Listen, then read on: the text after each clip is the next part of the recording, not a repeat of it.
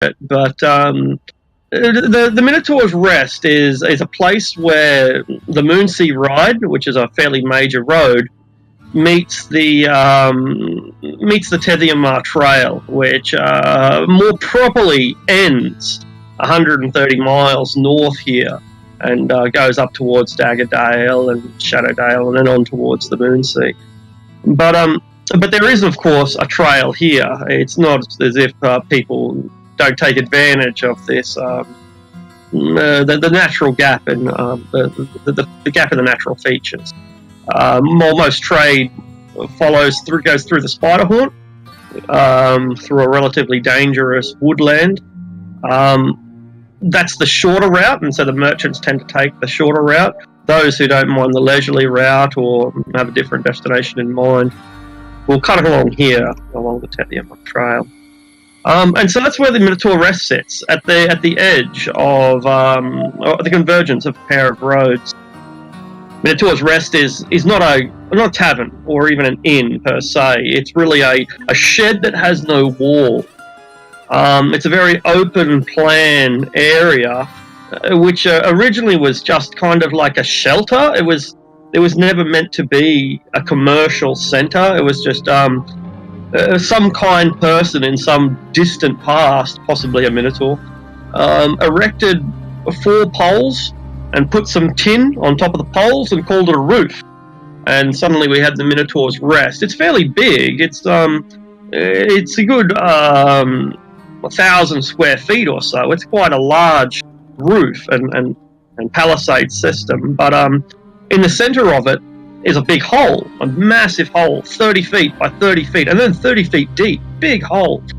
And it was in this pit that people would have gladiatorial contests, relatively good-natured.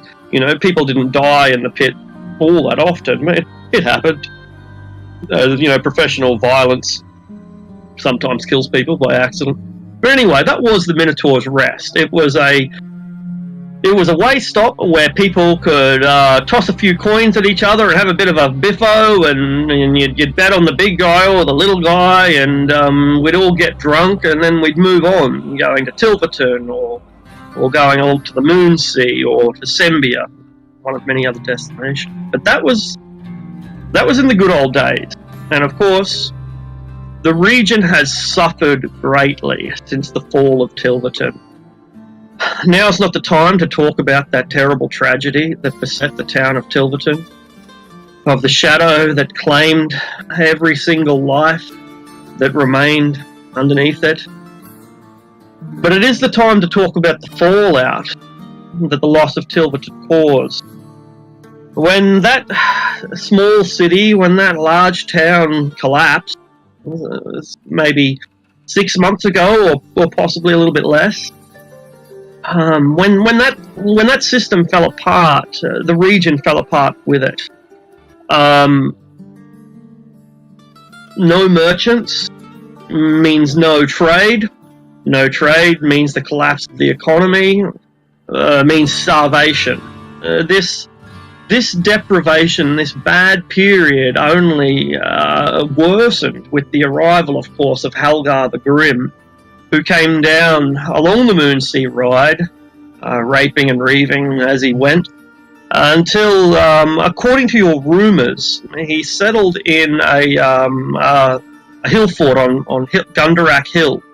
It's still some 100 miles away from where you are, and that's the last that you've heard about Halgar the Grim. But back here at the Minotaur's Rest, we have a much more immediate problem, because we've discovered that the area is beset with plague, infested, and, well, we may be bearing that plague now.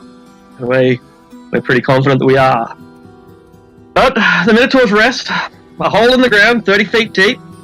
There's a sign on the northern side and the eastern side and the western side, and each of those signs say plague. Skull and crossbones.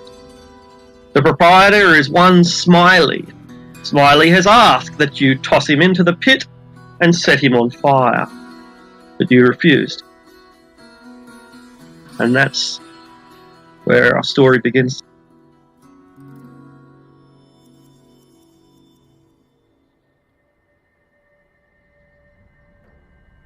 We have a decision to make.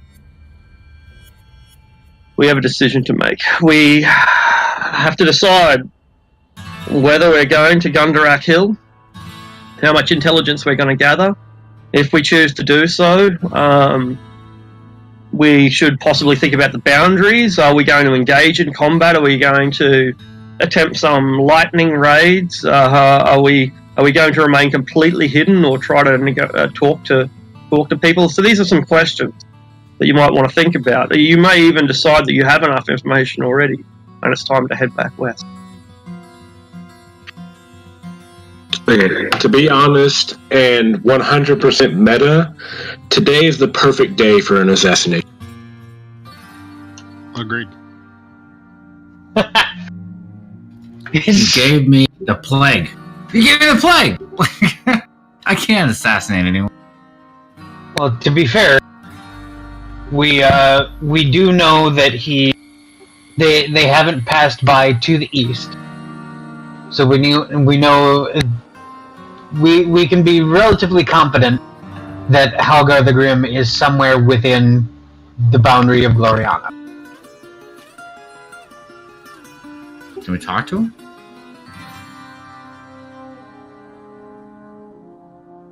We have to find him first. Yeah, we would need to find him and hunt him down within the boundaries of Gloriana. Yeah, well, we gotta decide now. Are we going to kill this man, or are we going to talk to him? We do need to find out exactly where that elf maiden is. Yep, yes we do.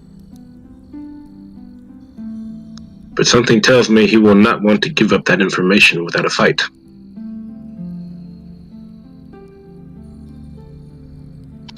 What?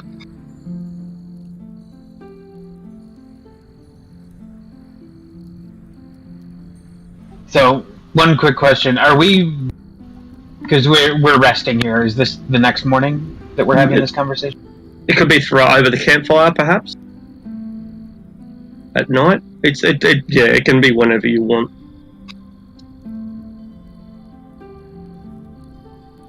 Okay. I just figured that sooner or later you would want to have this conversation, but yep. you don't have to. It's up to you. Oh no, I am. Yeah, we're definitely having the conversation. I was just trying to put everything, set it in my mind. So around the campfire, I think it's good of it.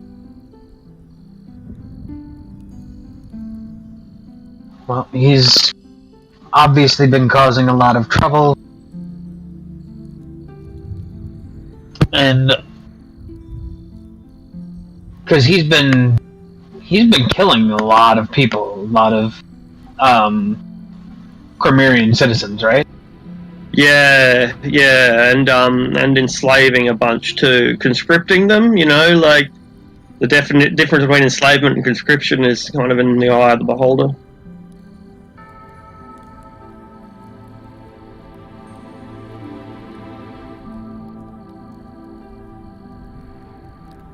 So yeah, I say we see if we can find a way to give some of his men an opportunity to make something of their lives and swear to Gloriana, but otherwise Halgar definitely needs to be brought to justice. If he'll surrender willingly, all the better.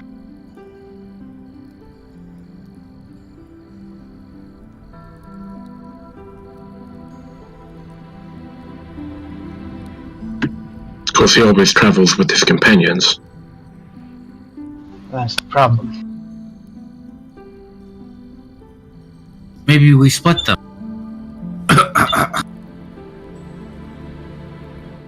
I'm sick, right? I'm sick? Yeah, I'm sick. It's being repressed right now, thanks to the magic. I feel fine. Yeah, so you haven't suffered any damage.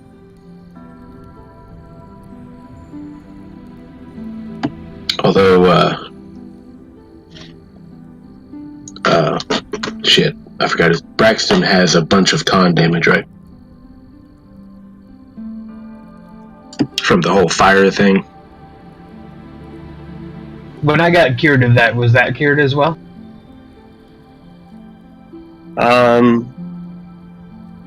That was that hit point damage. I can't even remember at this stage.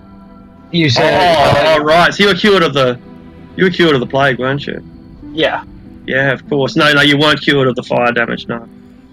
No. The con damage that I was receiving from the plague. Ah, right.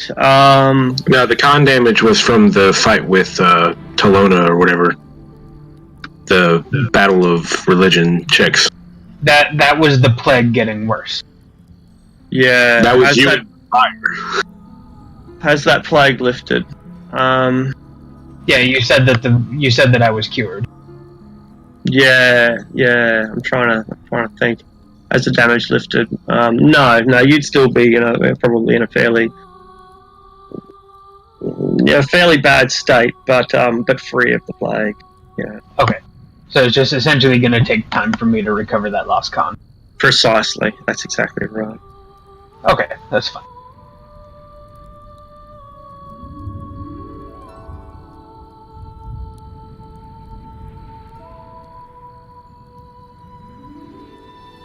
I can deal with that.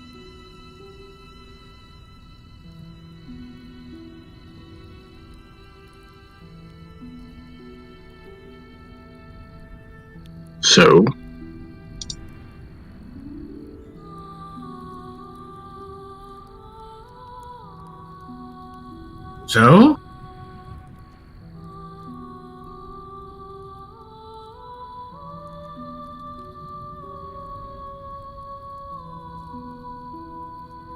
Ubo Vicious.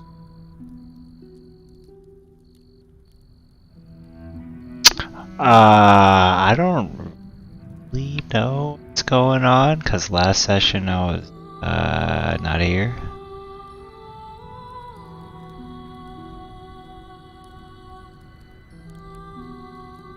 I also do not have much of an idea on what we do now. I mean, Can you guys cure the plague?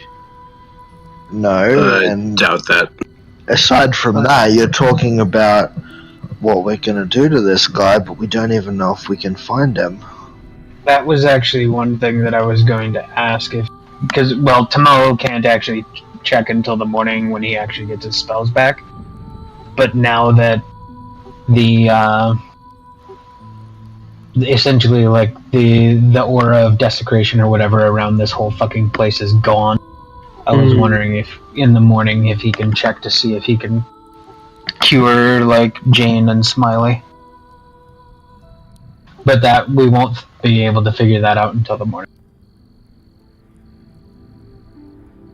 Shall we skip to the morning? Well, now we're still trying to find out what we're going to do next. Excellent.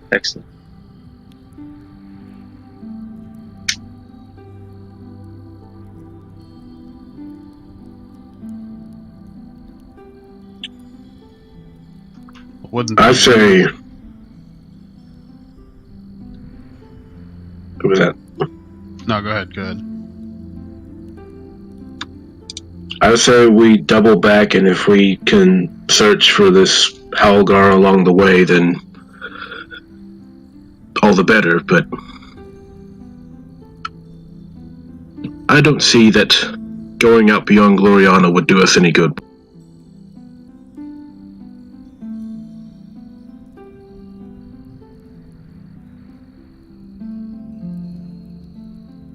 Elliot, what's your character's name? Colm? So you've been following these guys for a day or two, and keeping your distance. You've heard, everyone knows about the entourage of Halgar the Grim and his Huskals that are prowling the land, preying upon it. And you having not seen Halgar the Grim, you might have mistaken these guys for that very entourage of villains. After staking them out and listening, you're currently listening in the shadows right now as they're camped around a campfire discussing this in the privacy of the open sky. You're only 30 or 40 feet away, listening into this conversation. And so you've ascertained now that they clearly are not Halgar the Grim and his entourage, and on the contrary, it would appear that they might even be a strike force sent to deal with him. The atrocities of this individual can't be underestimated. Depending on what your own origin story is, you've almost certainly come into conflict or had community members who've suffered under this barbarian's rule. They're largely agrarian societies around here, people who have small farms or run ranches of horses and cows and goats, and Halgar just basically comes along, kills the men, takes the women, slaughters the animals he wants, and lets the farm go to rot. And he's done that dozens of times. So that may have had some impact on him. Okay. Is it it's daytime or nighttime? It's nighttime. It's late at night. Okay, I guess I'm gonna approach. Okay. So there's some movement in the bushes, and before you can reach for your weapons and knock your arrows, a halfling walks out. What do you look like? I'm just, 3.5 feet tall, brown hair, light skin, just a real run-of-the-mill looking halfling. Got, really deep green cloak on, dark green clothes. I'm built to not be seen. I got short swords and a bow, but I don't have any weapons or anything drawn right now. Just, my hood up, just kind of skulking, but kind of approaching openly. Could be a fairy, but it's probably a halfling or something. Who you calling a fairy?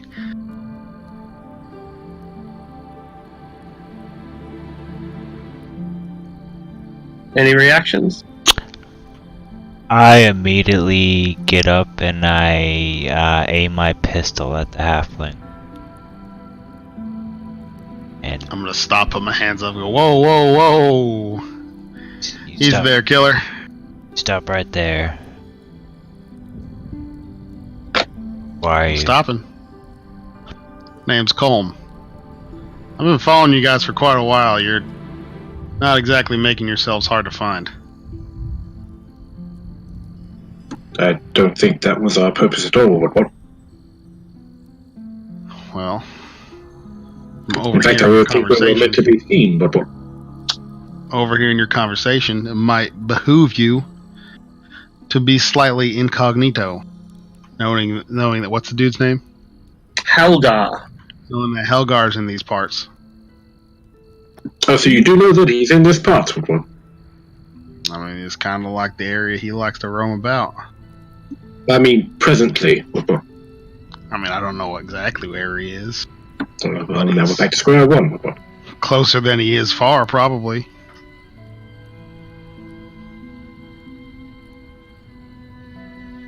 Do you guys have your Cormyrean flag being flown? Yeah, the colors of Gloriana Oh. that we had made up before we left.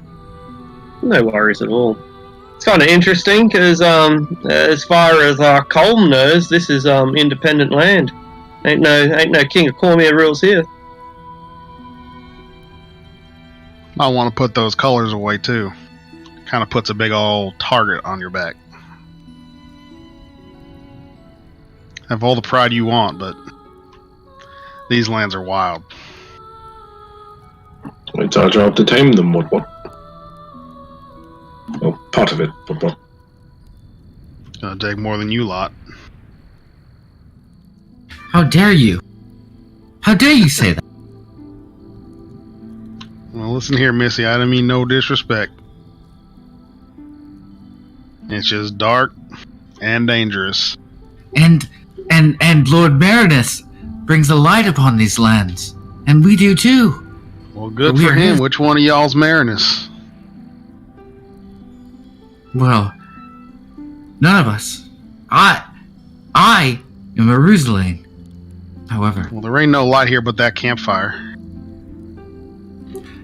you just have to look to find it. I'm just gonna Open your eyes. look around in the air and like, oh, there ain't shit here. Pretty dark. It's pretty dark. Yeah.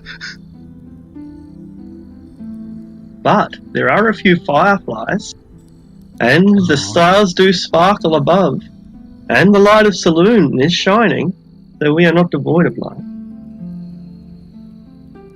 You must only look. Yes, ma'am. Now, could you put your weapon down? I don't mean you any harm. I think he means well enough fishes. I'm gonna Look at me. Look how big you are. I'll put it back in my. Take a seat by the fire. I'm gonna walk up closer and just kind of like act like I own the place. Walk in and sit down next to them. Now, to be honest, you have camped in this exact spot. Why, I'm pretty sure that those that fire break around the camp. I mean, you put those rocks there, so.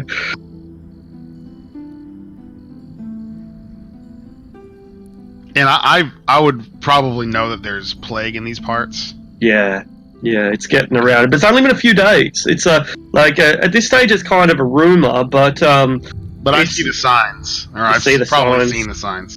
That's right, and yeah, like when there's plague around, people are normally cautious, Like, yeah, it's a good time to err on the. I'm gonna go ahead and say that, like, I have a piece of cloth bandana like over my mouth, and like my nose is covering my face. Not for that's why we pulled a gun on you. Not to be shady, but to be careful. Make either a medicine or an insight check, Colin.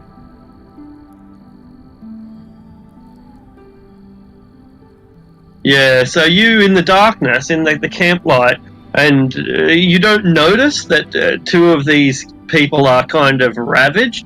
One of them having only just got over the plague, and the other one not yet descending into the plague. So you're currently blissfully unaware that you're sharing a camp with plague bearers. Okay. Awesome. Would you like a drink? I'm all set, thank you. So what are y'all doing here?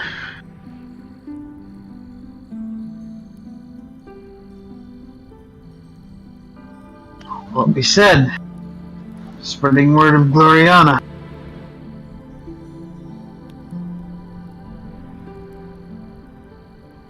Wow.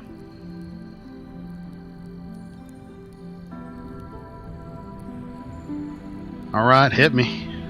What's Gloriana? These lands are Gloriana. Not that I've ever heard. It's fairly recent. But who knows? Who knows these days? I don't much take interest in the goings on of the tall folk here. It's a relatively recent change. If my memory serves me correct, its borders are from here in Tilva's Gap all the way west to the Sunset Foothills. Hey, where the fuck is that? It's on the other side of the Stonelands. Oh, okay. Yeah, it's a big realm. Like, there are kingdoms smaller than this. Quite a lot of kingdoms smaller than this.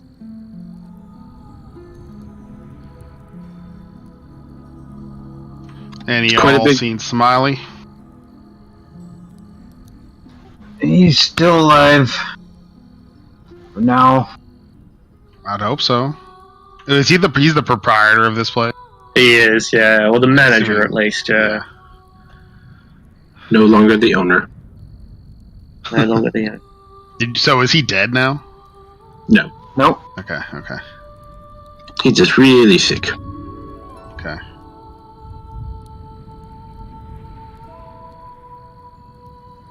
Well, what was the dude's name? I forgot again. Helgar. Okay. And you said that he's kind of like in that general area over here.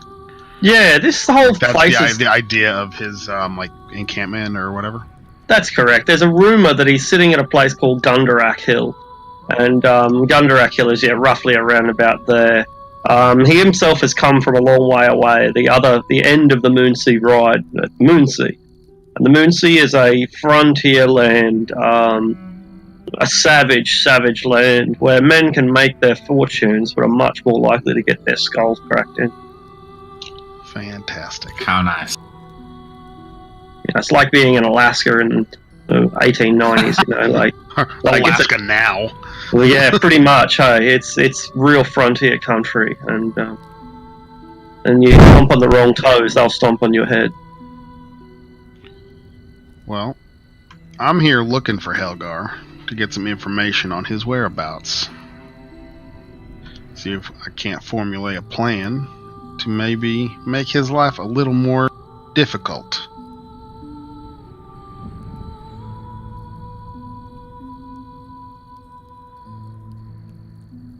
I wouldn't say that's what we're here to do, but similar.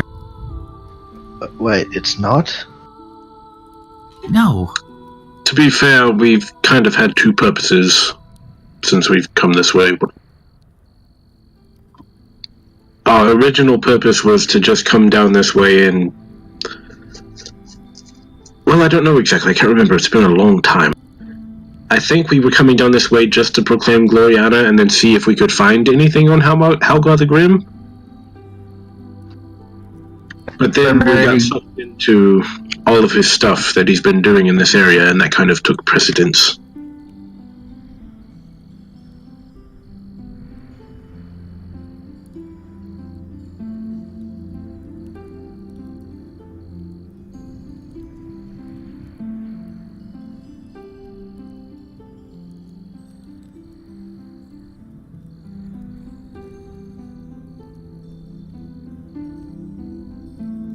Best so we can just investigate last area.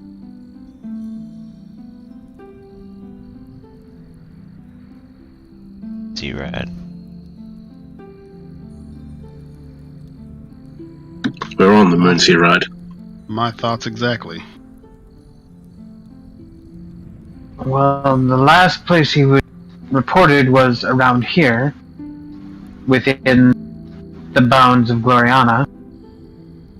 And according to Smiley, he and his group have not passed through Tilver's Gap since he was last reported within this area.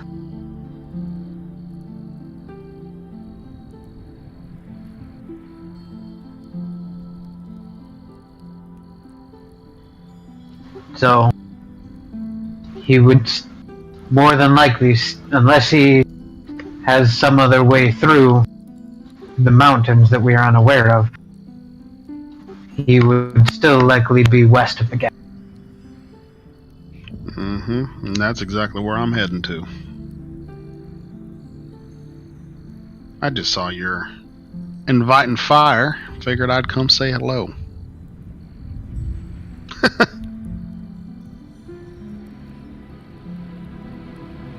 Sounds like our paths have crossed on purpose. Fate, as it were. Come with us. Come with us, son.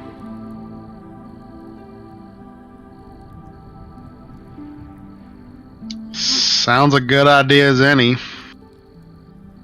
I don't reckon I can take on Helgar all alone there. And the only the Minotaur's Rest acts as sort of a choke point, right?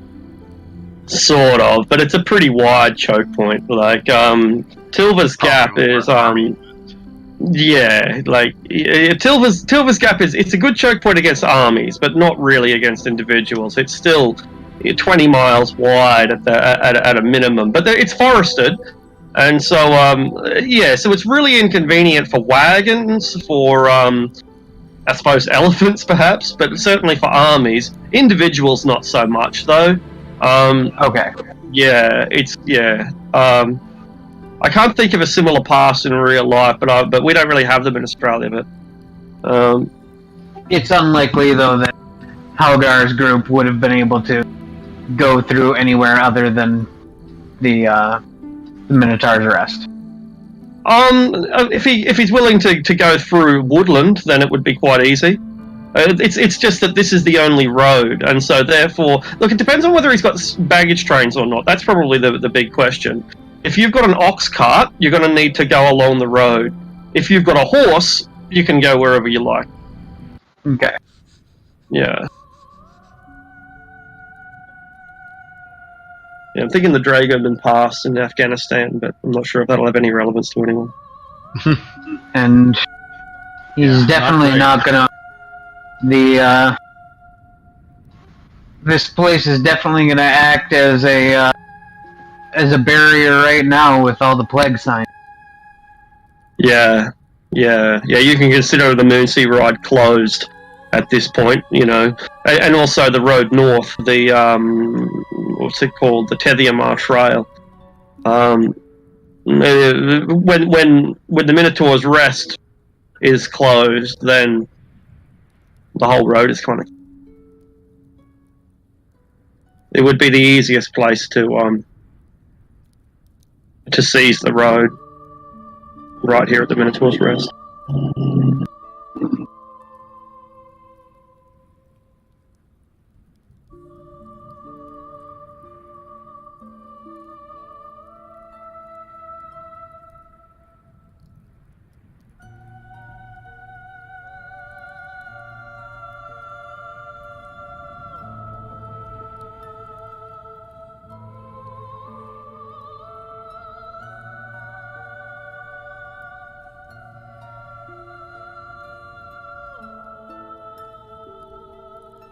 I don't know. Any of y'all get involved with the people in the rest there? You saw the signs, right?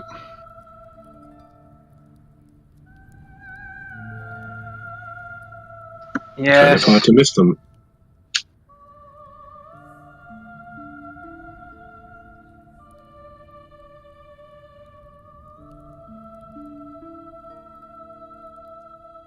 Did any of y'all come down with it?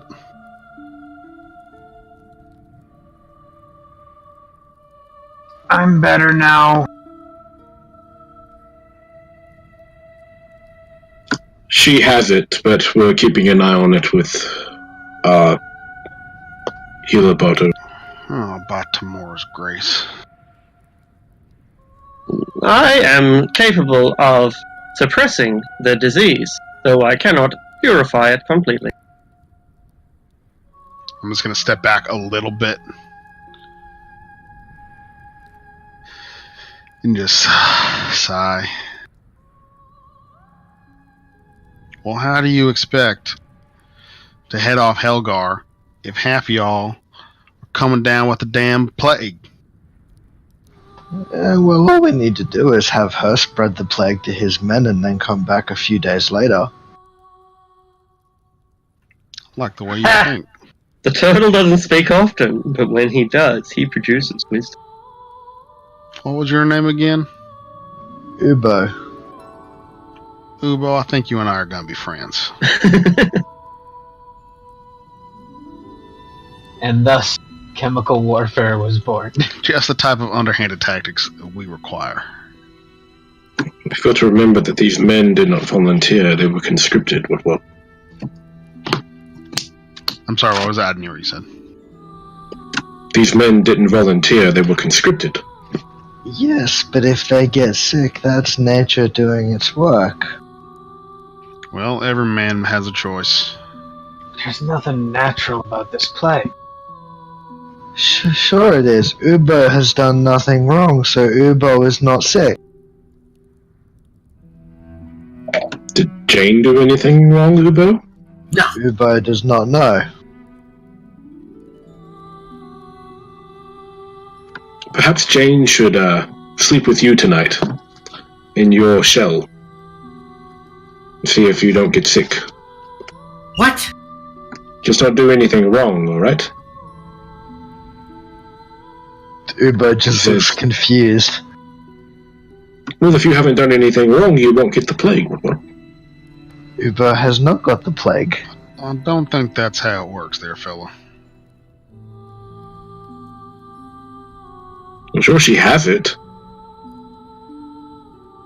If y'all think you can give it to... If you think that you can give it to other people, then you should be able to get it yourself.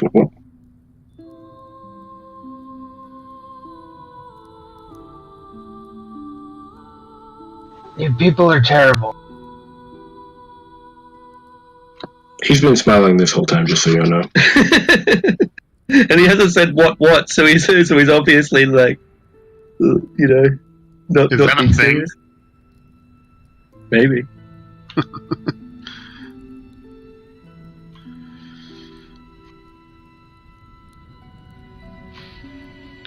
The way I see it, we have two options. Stay here in the plague-infested shithole that is the Minotaur's Rest. Well, we're obviously not going to stay here. That was never an option. Oh, good. Might I suggest that we get off the beaten path, as it were? Well, in the morning we're going to leave. I'm suggesting now. Our buddy needs a rest with one. We've been pushing it We've hard been all day. traveling all day. Exactly.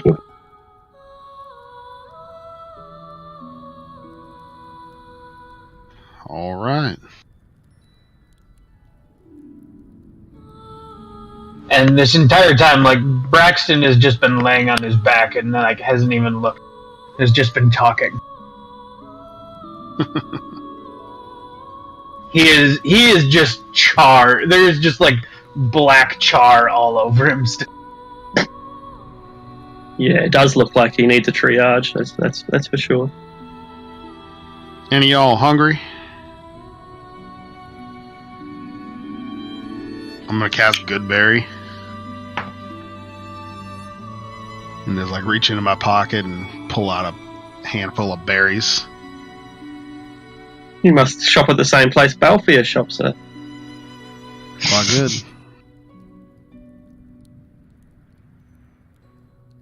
I'm gonna eat one myself and hand them off, see if anybody wants one. Braxton Uber will will take take one. one, yeah. I have my rations.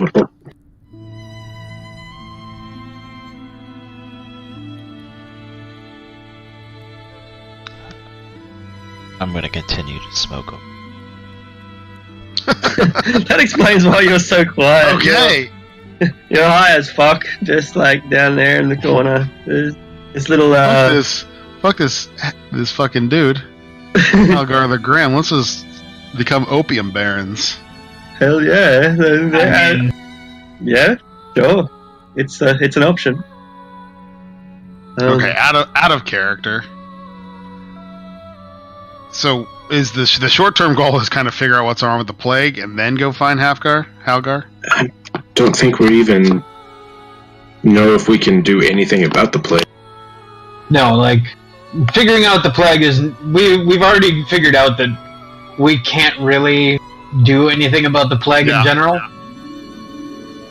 It's literally either the goddess herself has come down to Faerun and is spreading it around, in which case we're not doing shit about that, or it's her avatar doing shit like that, in which case we're not doing shit about that. I mean, it could just be a high-ranking priestess or something. In which case Still, we're not doing shit about that. about that. And we don't know of any, like, we're pretty fucking far away from fucking anywhere. Considering I almost Go ahead. Considering I almost had to kill myself just to cleanse myself. Big yikes.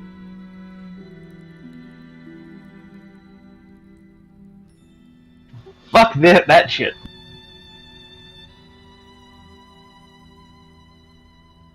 What are the symptoms of this disease, plague thing? So wasting sickness. You gain no nutrition from any food or drink, and slowly wither away and die. Awesome.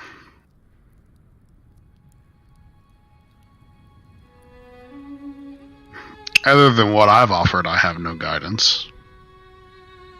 Yeah, it's super. Yeah, I say we head back to Griffin Hill and see if we can trap this Halgar along the way and deal with him personally.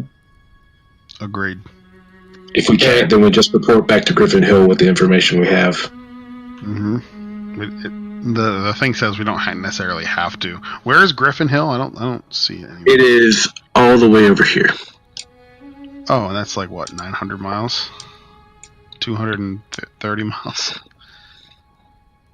It's relatively tame country, though. That section that we're all highlighting right now is the safest part of Gloriana, theoretically. You know. Is this green outline? Is that is that Gloriana? Correct. Yeah. Okay. Yeah, and the actual like green grassy part of it, that's the safe ship, quote unquote. Okay. Okay. Everything to the west of Griffin Hill is kind of the that's sort of dangerous shit.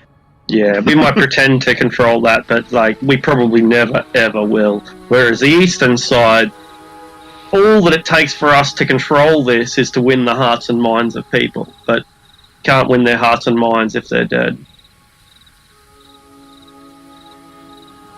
Yeah, all that really it's really going to take to control this place is go kick Halgar in the nuts.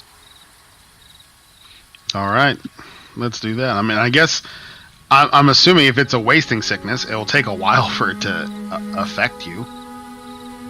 Like actually noticeable effects, I'm assuming. No. It was like immediate. It started working like within the first day. It started affecting me. Yeah, you have to keep in mind it's as has been mentioned. It's not a natural disease. Yeah. This is something that's been spread intentionally by the Church of the Goddess of Plague. Like I started losing constitution the first day. How many at a time? The first day I lost 1 con, and I don't know exactly how fast because I artificially accelerated it while in the midst of the purification ritual. So I'm currently down 4 constitution. Yikes! Yeah, nasty. Well, we should probably get away from here and start heading west, I guess. If we head west, we'll be going back towards. Sorry, east. Yep, we'll be going back towards. Our camp, and east, where it's east is Halgar's area. But as mentioned by Braxton, we have reports of him being in the west. Yeah, and we need to go west. Yeah. Oh wait, he's in the. We west? don't know. We really don't know. Like Okay. I'm not trying to offer suggestions or trying to confuse. Yeah. But I will confirm that he has been spotted in the west within the past 5 days, and his base is believed to be in the east, roughly 70 miles. So you could reach 70 miles in a day with a horse. You can go 100 miles if you want to kill it. Okay. So we that's why today's game begins with us kind of still not sure what we're going to do, or even what our objective is. Well, let's start with that. Let's confirm what our objective is. So, or are you unwilling to do that because you want to remain flexible enough? Like, let's say you don't want to be assassins, but the assassination chance comes, you'll take it. That sort of thing. So, what is? Do you have an objective, or are you so flexible that you really don't have one at all? Me or everybody else? I think the big thing is locating him first. Yeah, absolutely. Because it really depends on. We've received a lot of rumors about how many troops and whatnot that he has with him. If he has a completely overwhelming amount of troops and whatnot with him, that it looks like we have zero chance of getting in and taking. Yeah, we're just going to collect the information and I'm guessing move on. However, if it looks like we have a chance to like get in and just deal with like him and his Huskar, it might be worth a shot, depending if we can get in an advantageous position. And we can discuss that at that point. My thought is if he had that large of a force, there would be much more sign of it. Like we would have seen something. I want to make it as a point of fact for you, Arctic, that for my favorite enemy, I chose humans and orcs. And my natural explorer is grasslands. Perfect. Yeah, these are grasslands. Yeah, I figured that would come into play. So absolutely does. If you go on the Stonelands, they're Badlands, but the Moonsea Ride, all grasslands. So this is totally appropriate. Yeah. Okay. That might make it easier to track him. And do we know if this dude is a human or what is he? Yeah, he's a human from the Moonsea Ride. The Moonsea Ride is, think of it as Viking country. Okay. All right. From the Moonsea, not the Moonsea Ride, from the Moonsea. Anyway, clarifies. Sorry, Tim. I guess the plan is just to spend the night now? Yeah, spend the night and head off at first light, I guess. You're undisturbed during the... so when morning comes and you have to wake up Copper Art from sleeping in, and you pack up the camp and begin to get moving. I'm not sure we actually chose direction. Yeah, just go. So we went west. West, yeah. Oh, west? Okay. Yeah, whatever. Up to you guys. Because leaving Gloriana when we don't even know if he's out there is a bad idea. Yeah, everything we've heard... We have horses? Yeah, we have horses. Everything we've heard is that he's in around this area, at the very least. Recently. Okay. And if worst thing happens, we can just go to Griffin's Hill. Yeah. And they might have some sort of... Are there clerics and stuff there that might be able to examine this type of disease? Oh! Well, Marinus! Lay on hands! I was going to say, first thing is to check if Tamul... Does he need to re-up this thing each day? Yes, I need to suppress it every day. I will attempt to do it in the morning. Seeking authority to perform now. Yes. I am showing no sign of infection in you. I will have to attempt to purify Jane. Jane, may I have permission to examine you? Yes? You are still virulent. Would you like to have your disease suppressed? Yes. I will suppress your disease. I have suppressed your disease.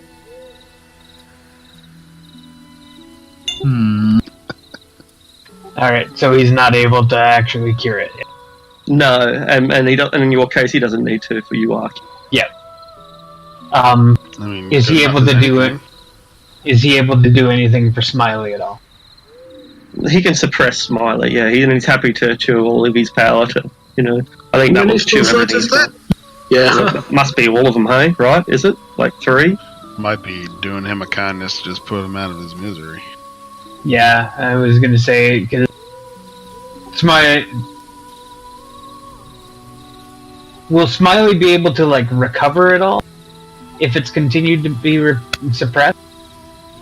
No, suppression is not recovery. Suppression is not getting anywhere. Oh You're god, yeah. just putting your finger in the dam. Yeah. So he'll remain in such a state and will not get any worse. He might get pneumonia because of his low constitution, but you know what I mean? The same way. Well, anyway, you know what I'm talking about. He's fucked. Not necessarily, but he's in... Yeah. At this very moment, he's fucked. The odds are not good. We're all kind of fucked. I was really hoping getting rid of all those would help, but I guess not.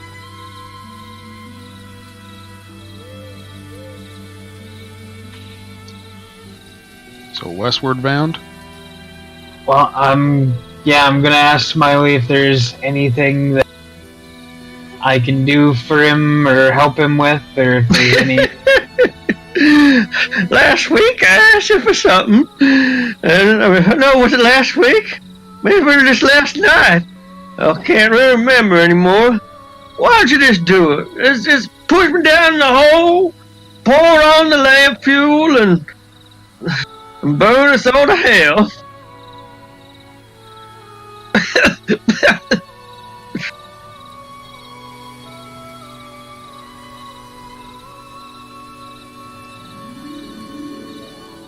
If you guys are morally opposed to it, I am totally fine doing that. I know you, don't I? Well, cool. How you I was doing, gonna say- Smiley? I'm not doing real well. You've likely been better. Yeah.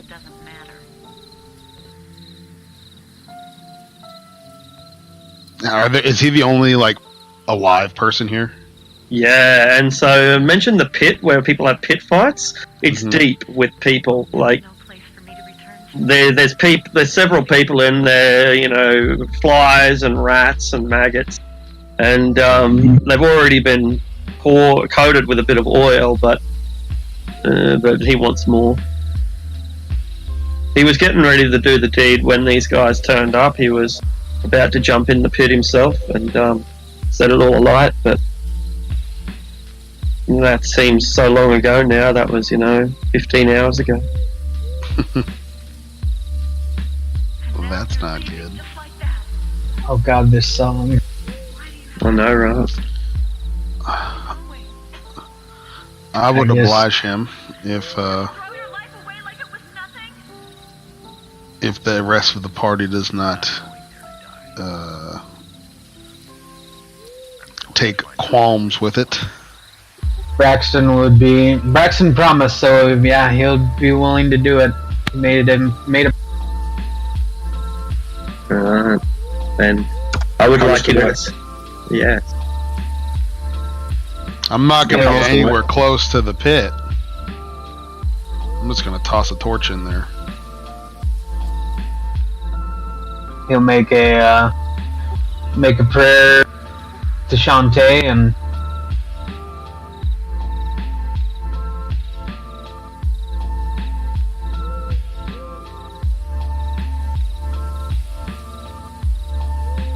then yeah. Yeah, I'm going to do the same thing. A little prayer to Tamira and... You worship Tamara too! Me too, says Smiley. But I gotta tell you, my friend, Tamara, she's dead. I was gonna say that makes so much sense. It's just bashab of this world now, my friend. She sure ain't smiling on us right now. She ain't smiling because she ain't got no teeth. She dead, my friend. Tomorrow she dead. So the Braxton is going to come up with one idea before Smiley goes in. And is just gonna offer him just gonna look around. Does this guy have, this is like a trading stop or something, does this guy have alcohol around here? Yeah, it's probably one of the few things he's got left. Yeah, is enough drinks to get everyone by. Just drink himself stupid so he doesn't feel any. It's actually harder than it sounds, because as he tries to down the poison, the alcohol, his body rejects it and it starts, coughing fits, and the coughing fits become seizures. And it's like, so he's trying, but he's too sick to drink. It seems incredibly cruel to put him in the pit and Reckon I just burn him to death slowly. hit him with an arrow on his way in there. Yeah, the second he starts having trouble with it, Braxton won't force him anymore. He's not gonna force him. Give me that! He takes it back up you. And he has another guy. Yeah, you over there. What you smoking? You with the mask. What you smoking? This is some. Sweet. Why don't you hit me up a pipe or something? I won't spit all over it. Don't you worry. I will roll a cigar laced with a in it and hand it to him. Oh my, he's a fat tubey, ain't it? Could you spark up for me? I ain't got a Lucifer. I light it for him and say, why don't you come here and get the fire for me? It's beautiful, ain't it? That fire, she beautiful. And I'm gonna get up behind him and say, yeah, just keep looking at the fire. Look at the flowers. Look at the flowers. I can see you dancing. I can see them fires there. And They're so beautiful. as he's getting high and looking off the opium and gazing at the fire's beauty, take my pistol, just blast him in the back of the head. Jesus. He falls into the pit.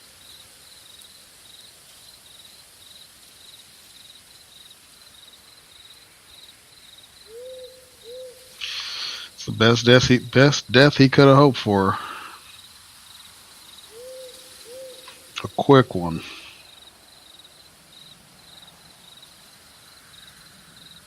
Causes the maggots to stir, and you see the snakes in the pit writhe among the bodies as they try to catch the rats which feed on the corpses. After he falls in, I'll chuck a firebolt into the pit to light the oil. Wolf. The rats and the flies, the maggots, the snakes, they're all consumed with the corpses. And a terrible, terrible black smoke rises, fills up to the roof. It gets caught in everyone's eyes and everyone's lungs, and whoever is present. I'm far back out of there. Yeah, there's no way. There's no way I'm still in there. Whoever still is, whoever was near the lip can make a constitution saving. I mean, it has a range of 120 feet. But it is a building, so I guess I'll still be in there. It's quite open air. So I'm just looking at his body burn. After he shot the guy, I left. you were saying, sorry, Vicious? Oh, I'm looking at his body burn and watching smoke rise from the corpse. I'm just kind of what I did the right thing and waited to could have found a cure. Mm.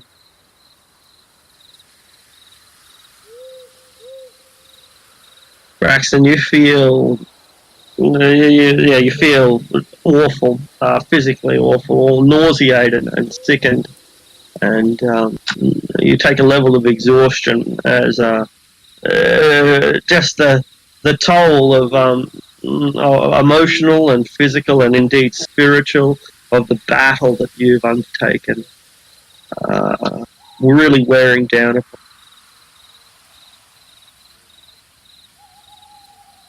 Jane, you likewise feel quite ill and nauseated, but you don't progress and don't get any more. Yeah, I was kind of worried I was going to get plague again. Shall we go, folks? Yeah, come on, Vicious, it's time to go. Alright, who am I riding with here?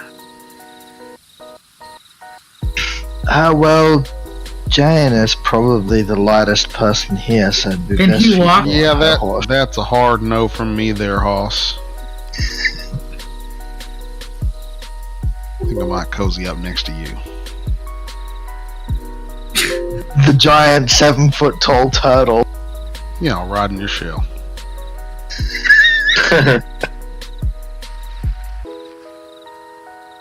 You ain't got the plague, do you? No, of course not. Uber's been good. Be careful, he bites, Whipple. Don't worry, I'm quick.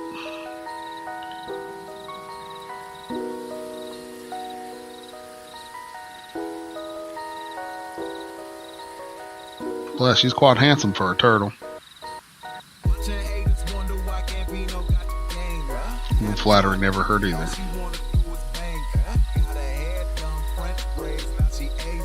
Alright, so what route are we taking back with what? Probably the road. Well, we already traveled along the road and we saw no sign of it. No sign of Well, that. that was yesterday. That was the last week. What?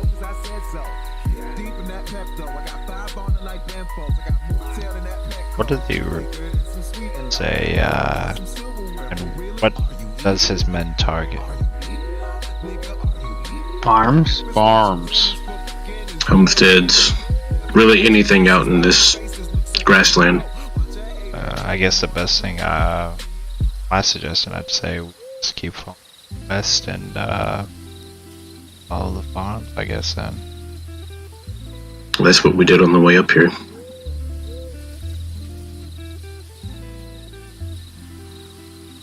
Yeah, I'm sorry, I smoked too much opium. I mean, that doesn't mean that he hasn't since strike. True. Yeah, it could I mean- simply be that he was attacking somewhere off the road. And we Yeah, passed that's him. exactly it. We can go like off the road. Yeah, but then what if he's on the road heading home? All of this also assumes the rumors were accurate. I mean, not that I shouldn't say anything, but that doesn't make it any easier, you know. Not We heard it reported from multiple sources. yeah, and that's right. And you've got nothing else to go on, so you know my input is worse than not helpful. Yep. And if he's to the east, set up in a fucking stronghold, we're not getting in there. No. We need to reconnoiter the area and then We need to go get the fucking goddamn chariot and some fucking elephants. that too. But we need to get information about the position in order to report back and get any sort of forces that could possibly aid us. I mean, we do have the was it the Queen or whatever of Gloriana right here? Lady. What? Lady in Jane. waiting. Oh, Jan that's can called. just go swim in their water source if he does have a big army. What? And then what are we gonna do with that water source once we defeat him? Plague will pass. How long does it take, Uba? If you're the expert. It'll end when nature decides it'll end. When is that? This isn't nature. This isn't a natural occurrence. Plus, nature's kind of funny that way. She don't particularly give a shit about us. We are merely nuisances. We won't be doing that. We'll speak to him, as we have others before. The Hawk or the Raven, whatever he. The Iron Falcon? What? Yes.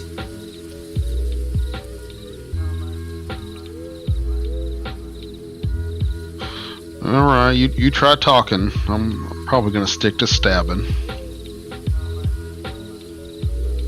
I find that ends most undesirable conversations rather. Well, we need to find out where this elf maiden is before we kill him, so talking first might be the best option. But if he's unforthcoming, then stabby works too, I guess.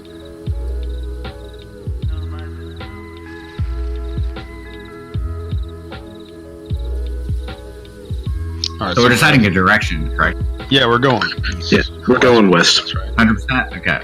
Are we going along the road, or are we going up into the footed the sort of mountain foothills that are kind of forested, or down into the lowland plains where there's not a lot of population, but especially the closer you get to the Hulac forest? Would we know where the population is? Within 20 miles of the road, the vast majority of the population is. I say we go where the population ain't. That does not make any sense. Well, And he's going from farmstead to farmstead looking for something, so I would say that like he You he has didn't it. see anything Yeah. last time, though, right? That's what you said. So he probably made camp somewhere in the hills, and then is striking out to these different homesteads.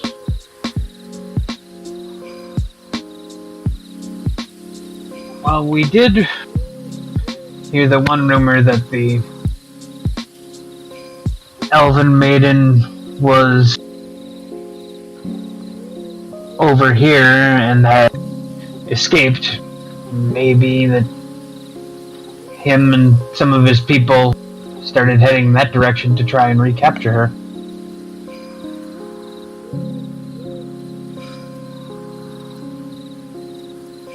that's possible, but I don't see why he would stash her away all of the way over there when all of his power is on this side of Tilverton. Unless he's in cahoots with the orcs, then we're fucked either way. I was going to say, wasn't it orc people that were guarding her? Yeah, I'll get the rumor for you. Let's see. The complete rumor.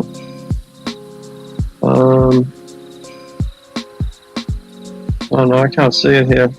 He has a pair of sister wives among the Grey Orcs. Both are pregnant. Sister wives are the custodians of the elf maid who is held in the Stonewood, or was. She has escaped. Yeah, there you go.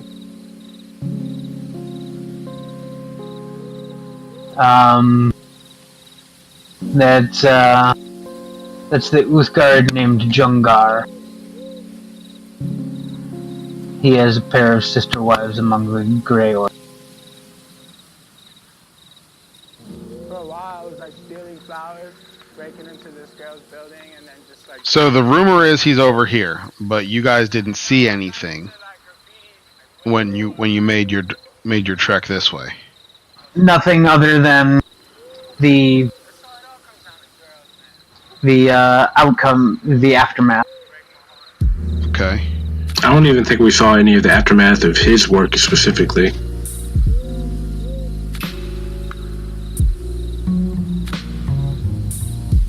Well, then we should probably go find his fortress and work backwards, because we'll know if he's there, he's there. If he's not, he's not, and then we go somewhere else.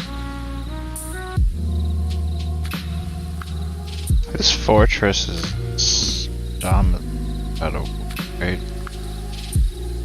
Yeah, so the fortress, these lands, as we know, are nominally independent, right? But occasionally, Cormier and Sembia have wars up here because it's north of Sembia, it's north of Cormier, and they just happen to clash in this open area.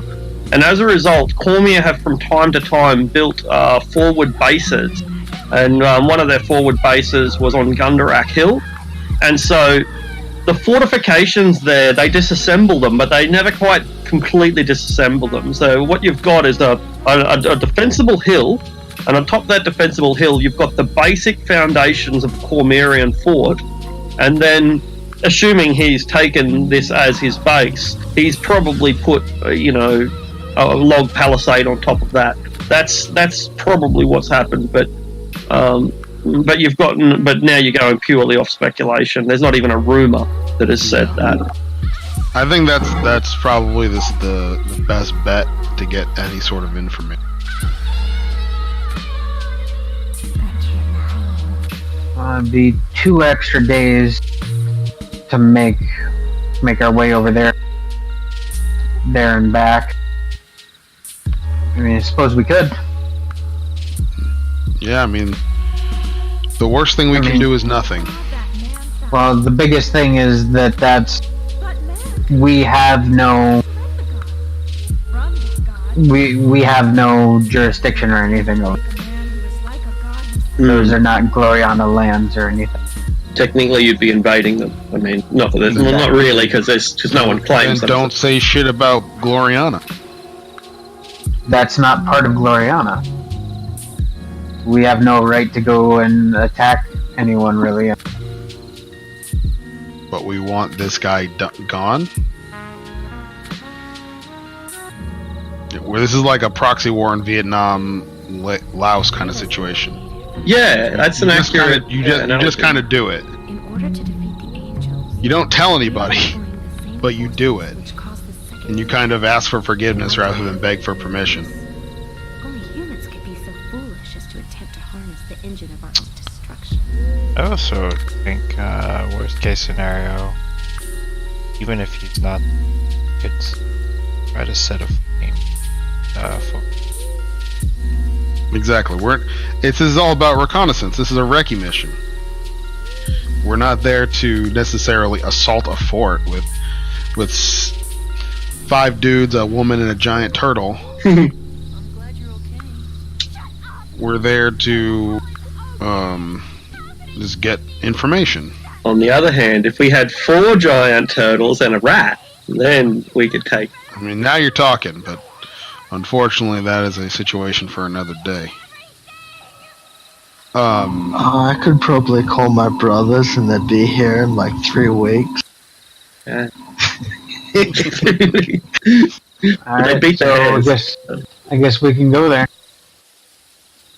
Guess we'll head east. Alright. Mm-hmm. East it is. So it's a huge liberation, and we think about it for a very long time, and without any solid leads whatsoever. In the end, you eventually settle on trying to learn more about this supposed fortress. In fact, you spend so long deliberating and talking about it that Copperheart is able to get up and, have some breakfast and get changed and get ready. And so, even she's waiting for you to make a decision by the end of it. And you head east. You head east through Tilva's Gap, and you discover that it's kind of a thick forest in this area, or partly anyway. And the Moonsea Ride isn't as straight as it might look. It has its occasional switchbacks and bends, quite predictably. What is the I hesitate to say marching order, but rather what is the moving arrangements? Do you you're all on horses? Do you have a scout? Do you have 3 abreast? Are you in a diamond formation? Those sort of. That's what I want to know. Ubo, what class are you? Just out of curiosity. Ubo is a very violent turtle. It's I figure- barbarian. Oh, beautiful. I figure you and I up front. No surprises. It works Plus, for me. I'm something of a rather adept scout myself.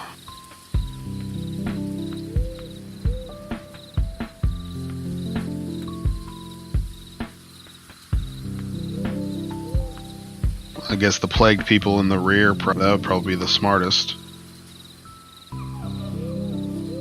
Plague person. Plague person. Okay, there's only one. Which was also our caster, so the back would be the natural Yeah, place. perfect, exactly. But yeah, I guess Jane in the back makes sense. Unless she wants to be somewhere else. I'm down, dude. Stay in the back. I feel like dying. Braxton could stay back there too since he's ranged. Yep. And he can keep an eye on the rear. Yep. And Braxton is then gonna. Tamil and I could take. There you go. Yeah, Tamil and I can take the center where we can split between with our versatility and Tamil's healing. Well, he doesn't Yeah, I have any think- spots left, so. Ubo and I could even be up kind of well ahead of everybody. Okay. It's kind of just going ahead. I can be second.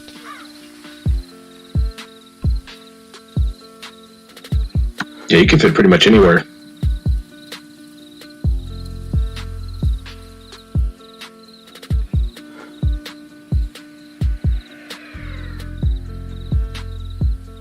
All right.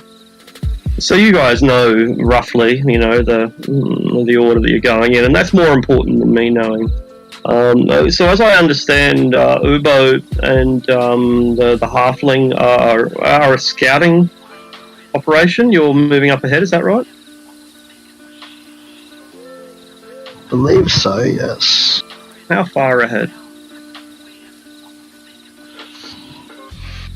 We're currently in Like- relatively thick forest. It's not thick, but it's thicker than, Oh, maybe like a few hundred yards. Okay, cool. So 500 feet, Not like- something like that. Yeah, not like an insane amount, but like enough where everybody could get into position, kind of, if there was a issue. Absolutely. So 500 feet is that would take 10 rounds to get into position.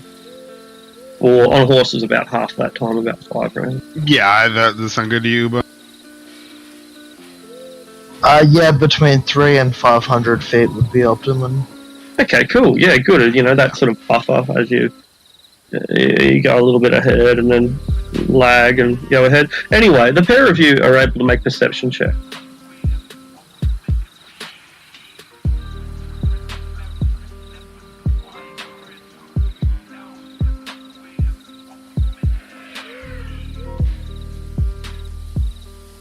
Okay, cool. So the pair of scouts, you don't notice it until you're about 120 feet away. So you've gotten quite close before you realise anything is amiss. And indeed, the entity that you're about to discover is already aware of your presence before you arrive. It's a horse. It has a chain. That chain is secured to the ground as far as you can see. Like, you don't know, like, it doesn't seem to be attached to a tree stump or anything. It just, as far as you can see, it just comes straight out of the ground. You're 120 feet away, mind you. So. okay. So there's a horse, there's a chain. The chain is attached to the horse's neck. The horse is struggling on the chain, but it can't go anywhere. And it's kind of like it's backing up away from you. Even though you're 120 feet away, it's still backing up away from you, but it can't because it's got a chain around its neck. The horse is pure white. Its mane is a kind of golden, like yellow, like a light yellow color. And it has a horn extending from its forehead. It's a fucking unicorn. You guys are like you're 300, 500 feet in front of everyone else, and 120 feet away from the beast. Okay. Anyone else around? Yeah, can we take a look around? Yeah, you look around, and it's just like it's a. I'll put you on the map, since you're right at the very edge anyway. So you guys, and you can put yourselves down if you want. You're like right here at the very edge. Oh, hang on, you're right here at the very edge of the trail. And yeah, you see this this beast 120 feet away, struggling in the opposite direction. Does this look like a trap to you, Ubo? Yes, it looks like a trap to me. Looks like a trap if I ever saw one. And I know a thing or two about traps. Can I do one of these guys? Yeah, sure. So you can. I use this a little bit differently, but now it's a great example of when it is supposed to be used in my mind. So, okay. Third level, you can use an action, expend a range, one of your spell slots, get an awareness. For 1 minute, you can sense whether the following types of creatures are within you. Blah blah blah blah blah. This feature. Yeah, he's using the raw ranger instead of the revised ranger. Right. Oh, it's revised aloud. I didn't realize. It totally doesn't matter, you know. And anyway, like I always find primeval awareness to be a difficult one to adjudicate. The newer version is harder, but it doesn't matter so you try to sense the following types of creatures. You're trying to sense aberrations, celestials, dragons, undead, fae, etc. I'm reading that correct, I hope. And up to 6 miles. So you're not really in your favourite terrain anymore. This is kind of forest country. So it's 1 mile away. Are there any aberrations? There are a few, but there are none within like a quarter of a mile. Celestials? Ooh. Don't think so. Celestials. What's that? Unicorns are, I think. Good point. Yeah, or are they sylvan creatures? I think they're celestial. Well, you don't detect any celestials anyway in the nearby vicinity. Dragons. There is a dragon. There is a dragon behind you. It's around about. Well, it's pretty close. It's probably about maybe 400 or 500 feet behind you. There are no elementals or fae or fiends or undead. Although, yeah, you probably there might be some like undead, maybe on the edge of your radar, a mile to the south. Okay. No, large dragon. I imagine unicorns are a rather ubiquitous and known thing, kind of like trolls. Yeah, absolutely. So I would know. I would expect. I see a unicorn. I expect to get that celestial feeling. Good call. And I am, or at least a not face receiving. Yeah. Yeah. And I am not getting that. No, like perhaps you've met a unicorn, like maybe not, but maybe or maybe not. But regardless, you would know a unicorn. If anyone would know, you would know. Yeah, I mean, I have proficiency in animal handling, and I'm a hunter ranger. I guess I would probably know something about those types of creatures, and the fact that I'm just like a general hunter ranger. Probably a white horse with a party hat. Yeah, that's exactly what I'm thinking.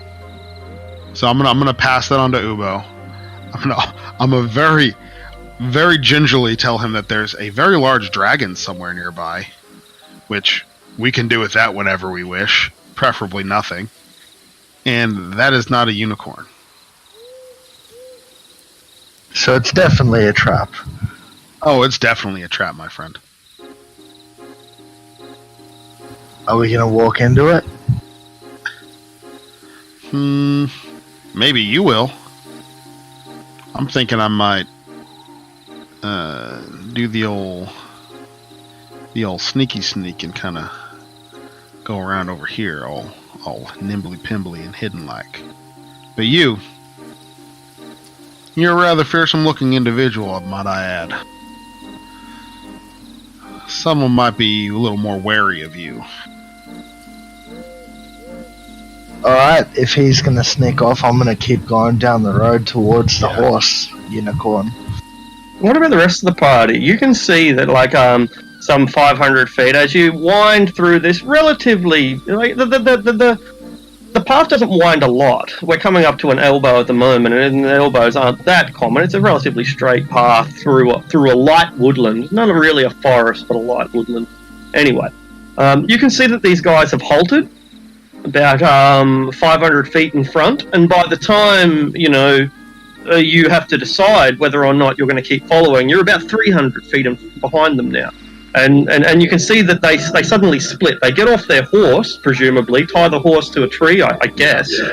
And the halfling vanishes into the forest, and the turtle begins stalking up the main path. What's the party collective going to do at this point? Can we see the unicorn? Cannot, no. Make a perception check, perhaps, because if you can't see it, you might hear the horse whinnying because it's getting distressed.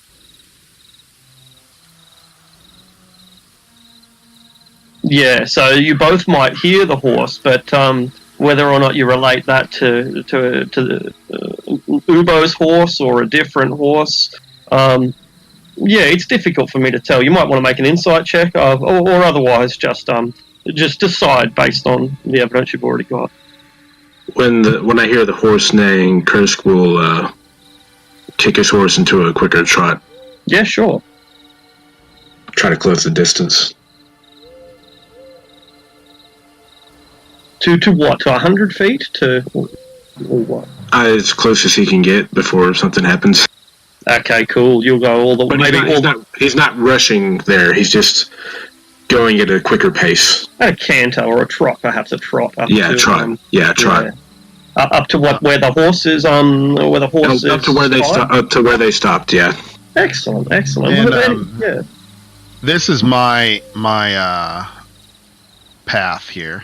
No worries. We won't quite get to you guys yet. We'll work out what everyone else is doing. So most of you you can see that what is heading ahead. What are the rest of you doing? I'm just going to make my horse sprint. Stopped. And and as I'm riding fast, I'm gonna yell, "What's up there?" really loud. Excellent. I'm gonna bring my horse up behind Uba. Yeah, no worries. And Braxton? Yep, Braxton will kind of follow up behind everyone else. Just keeping an eye at the back here on the trees, on the tree line, just to see what's going on. Okay, cool. If everyone's coming up to this place, Curse will move up a little bit more to get a more even spread. Well, don't do that yet, because these guys, I'm still just trying to work out where you guys are. It'll take you like 5 rounds at a minimum to reach where you currently are, and in that time, these guys will be doing what they're doing. All right. So yeah, back to the scene as it is. The 5 rounds, kind of begins now. Ubo, you've dehorsed, you've got your sword and shield, and you're advancing. Is that right? Yeah. What sort of I suppose if you could take a check, whether it's perception or stealth or intimidation or something, would you like to make it some sort of skill check as you approach? Probably perception. Yeah. Trying not to be too obvious about it. I mean, he's curious about the unicorn, but also, we know this is a trap. I would have told you it's obviously not a unicorn. Yeah, still curious about it. Cool. Because, the half-man might be wrong and it could be a unicorn. Make a perception check.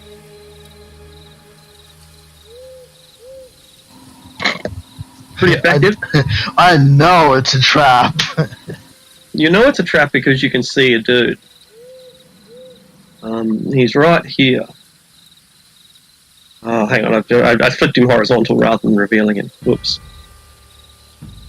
Try that again. So there's a crossbowman right here. And the guy seems pretty heavily armed. Like, not a lot of crossbowmen wear scale and have big metal helmets.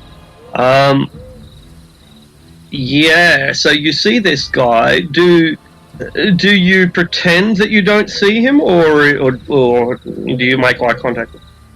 I will pretend I didn't see him while heading towards the unicorn, but if I can get close enough that I'm passing within 20 feet of him, Ubo's going to spin around and just throw his hand axes straight at him. Okay, cool. Make your deception check.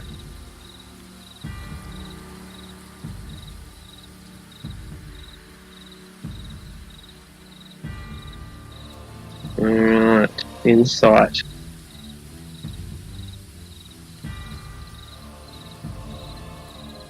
Lol, whoa, close. Alright, so, move 30, move your 30 feet, and then, that will be your action for the round, but you'll launch your, presuming you want to launch your axe, you can still do that. So that's your 30 feet, is that right? It's less than 30 feet, but it puts me within 20 of him. And it's where you're going to launch your axe from? Yeah, my hand axes. Okay, cool. Well, before you roll, the halfling has already jumped off his horse and begun scurrying through the forest, moving with the kind of speed and silence that only people of his race and elves can really muster. You're in the woodland now, and it's kind of thick wood. Oh, no, it's not thick. It's a relatively thin wood, and so it gives you a fairly a good lot of vision. You can see the unicorn bucking, and what are are you also going to just move 30 feet and then make a skill check, or would you like to do a double move, or what's your plan? I was going to move 30. I'm doing this cautiously, so I'm going through, and I want to look around, gather my surroundings, and so I've moved there, and then I want to just take another look around, make sure there's no one else hiding behind trees or anything. Excellent. That's what excellent. I want to do. Yeah, that's cool. So for this round, make a perception check, and if you move further next round, we will make a stealth roll then. Okay, cool. Let's see. Yeah, so you're aware of the horse, but nothing else. Okay. And then I guess is that my action, or can I move as well?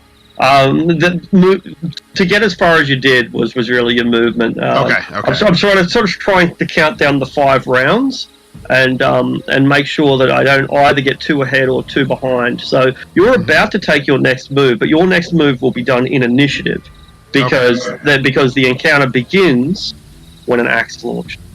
Okay. All right, so throw an axe. You want us to roll initiative as well, just so we have it when we get there? You might as well, hey. Yeah, you might as well.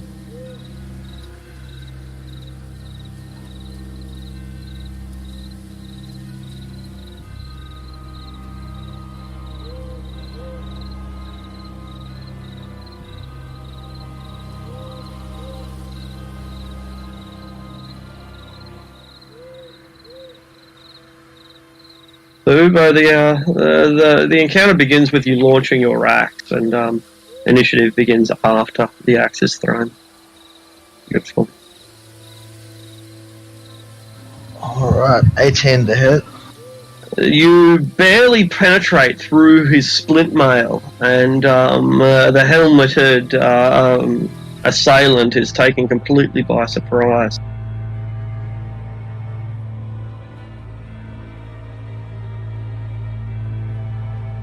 Ubo will let out like a really lazy kind of mellow turtle war cry and start moving towards him. No, it's coming at the speed of a turtle. feeling. Alright, so the axe is thrown, and with it wedged in his chest, he fires, mostly out of surprise and astonishment, really. The crossbow. Ooh. Whoa, what? I know, right? The first one is inaccurate, but he quickly reloads the weapon and fires again. Ooh. The sneak Does he attack, have obviously. sneak attack? No, it doesn't matter. No, you're not poor boss. But it's a massive blow nonetheless. However, his crossbow is now. Didn't reload it. It was like a repeating crossbow, and the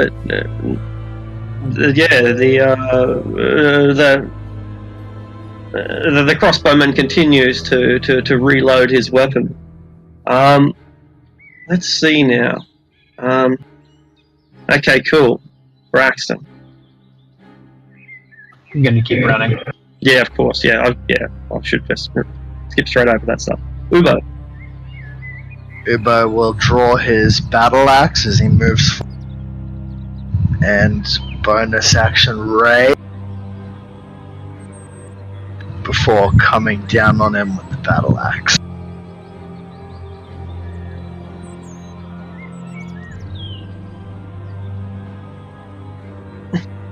Crunch. Can I use inspiration on the attack? Absolutely. Go ahead.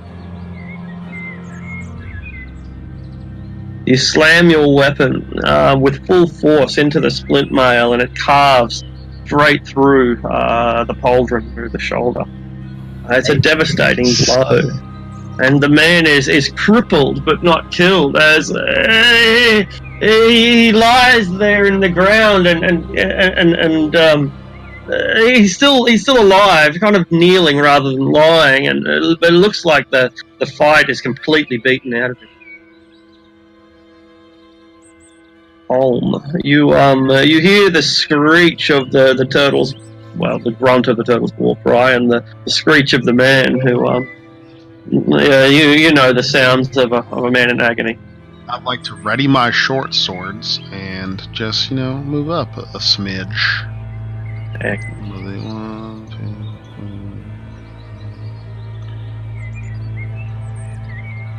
3. Do I see anything? Make a stealth roll and then a perception roll. Fuck.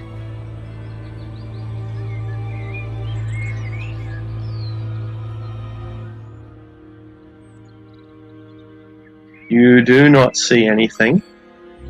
At least not until it is too late. He has his crossbow ready. His friend having already been struck by a crossbow. This individual is a halfling. And this halfling looks straight at you and sees you coming through the woods with your blades drawn and chooses fire.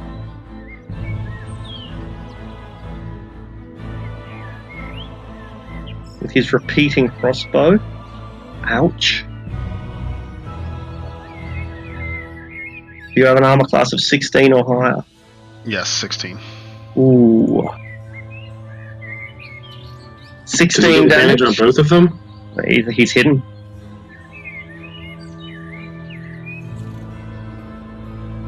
Oh shit, yeah, and the sneak attack on these ones. 16 total, you said? 16 for the first attack. And then 18 for the second. I'm dead. Are you completely dead?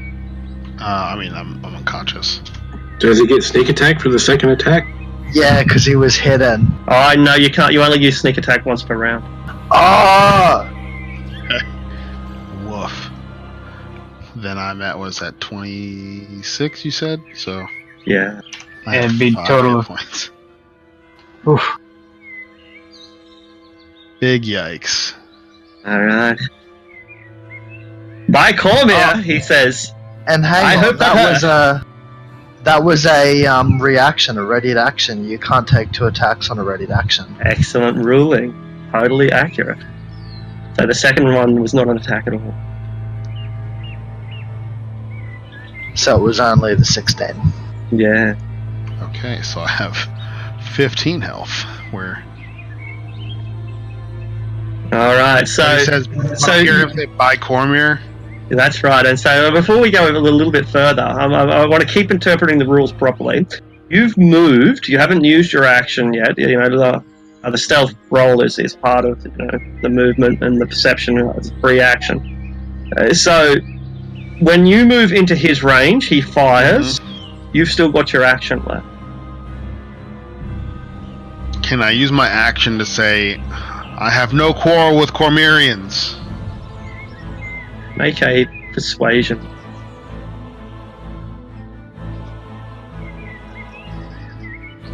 I say, I'm not sure that I believe you, son. Actually, let me use my inspiration on that one. Absolutely.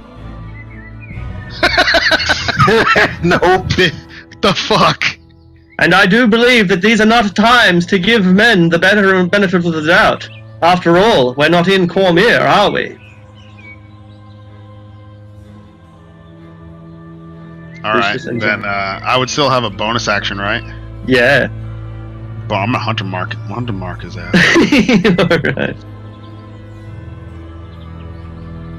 Alright. The fight up here. Yeah, this guy down here. I surrender! Harm me not, monster! What's going on out here? And the halfling tumbles out into the road, and points his crossbow at the turtle. I say, you'd best surrender, for I have your man pinned, even as you have mine.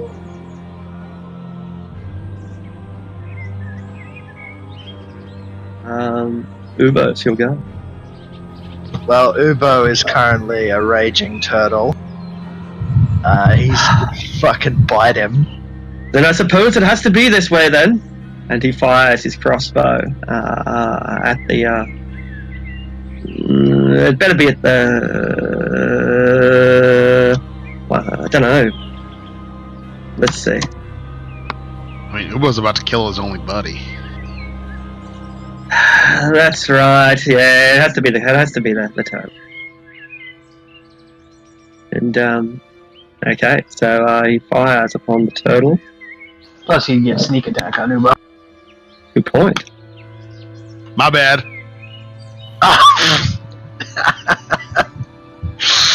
That's my AC, but that's halved because I'm raging, so it barely bothers.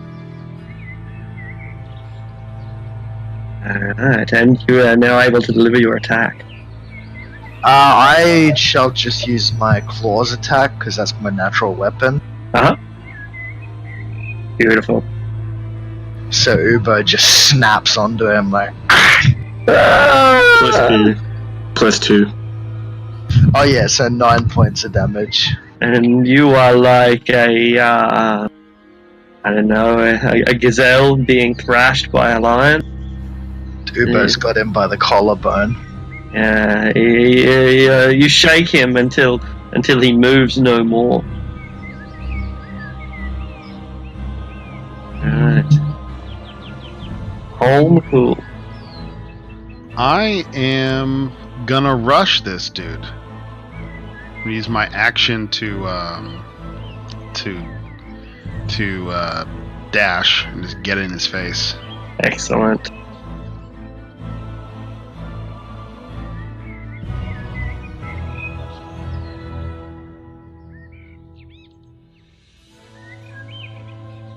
Well, so it shall be then. I wish you the best in the afterlife. And that's it. I mean, that's my whole thing, right? Because it was a dash? Yeah. Yeah.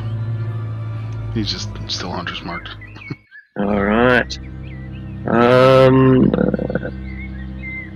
Sorry, Jane. We got one more. Yeah, sounds about right. Down to 2 rounds, yep, cool. Okay, so this man is bleeding out, or effectively dead.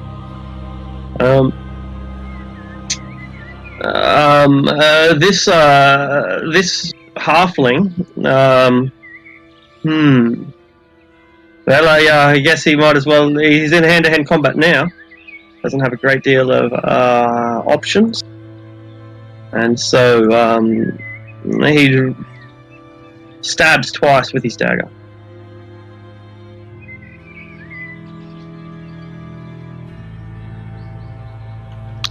Miss. And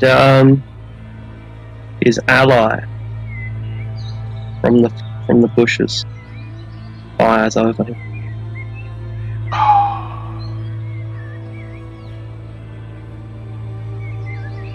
$17. Hit. Now I'm out. I say, friend, I do wish it didn't end this way. Could have been worse. The crossbowman could have gone first. True, yeah, that would have been instant death. Where's the guy in the bushes? Let's see, yeah. Oh, he's all the way down there. Mm.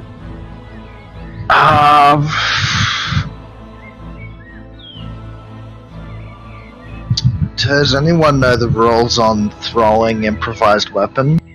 You're not proficient in it, but other than that, it's... Oh, you mean the range? Yeah. They've got the lowest range, which is 1030, I think, or is it 2060? I think it's like 10:30 for Yeah. improvised.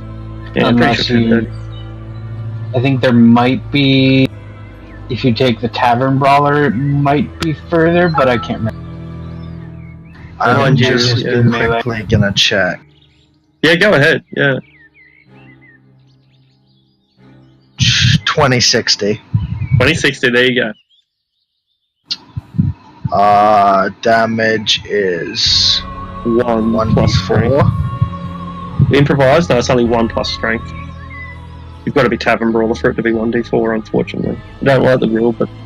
No, the Tavern Brawler says that unarmed strikes are 1d4. Oh, okay, look, again, I'm probably wrong. So we'll go with 1d4. Yeah, 1d4. Yeah, no, I've got it in D&D Beyond now, so it's 1d4. I think... Does it have strength on it? I don't know. Anyway, Ubo is going to throw his battle axe as an improvised weapon because it does not have the thrown feature. Woof, woof, Couldn't woof. have grabbed your throwing axe from that dude's chest? Not without dropping the battle axe, which is already in my hands. I'm gonna make a standard attack roll and then do the damage custom, but just take the proficiency. Actually, I'll just d20 plus 3.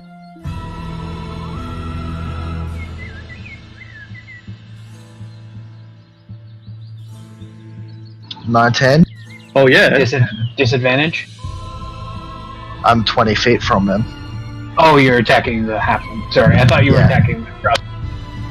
No, he's too far for me.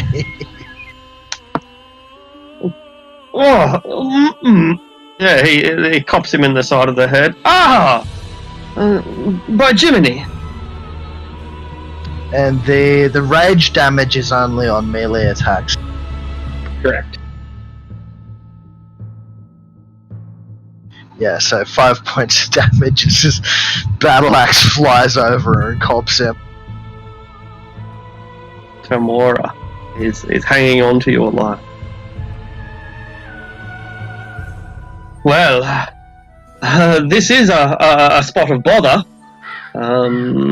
Says the raider,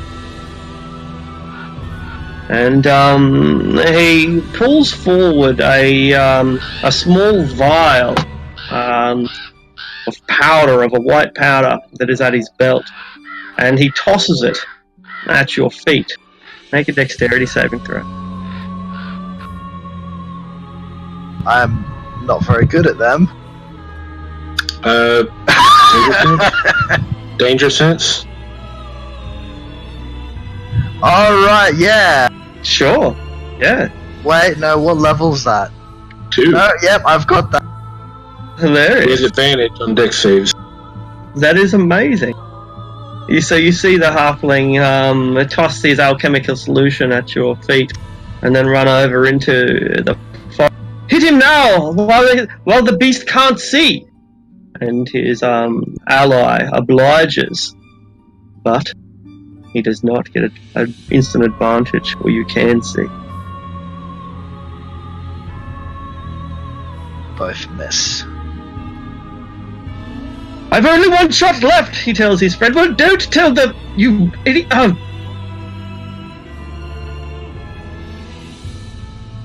Alright, and I believe you have arrived. I think we have one round left. 1 round left, is it? Do we have 1 round left? Pretty sure, unless we arrive on the 5th round. Let's for excitement's sake, we'll assume you do.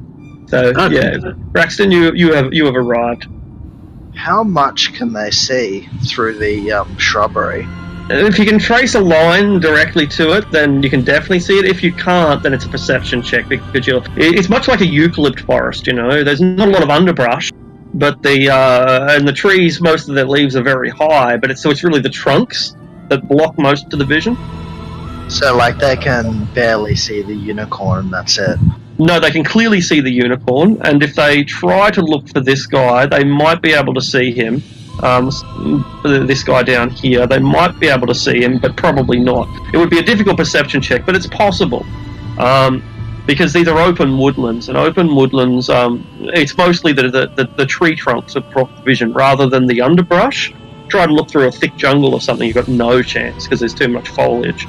But a place like this, where it's much more sparse. Okay, so it'd be like flashes of movement type of thing. But we can hear this fight and everything. Yeah, or both of those are correct, yeah. Okay. So Braxton's just going to continue riding forward. No worries. So you move at speed of, I think, is it 50 or 60 on a horse? I believe it's 60 for the riding horse. Excellent, excellent. Alright, so that's your movement. You've still got an action left, right? Let me double check to just make sure. Yep, 60 for that. Cool. Alright, yeah, I'm gonna see if I can see either one of the...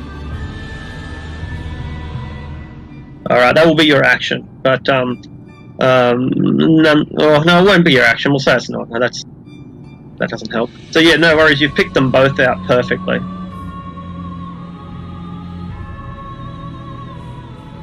Alrighty.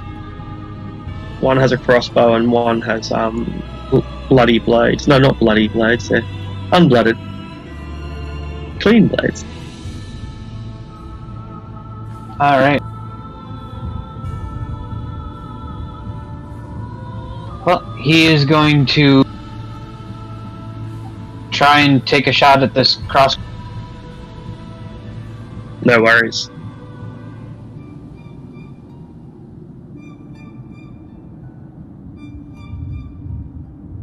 Alright, he is wounded.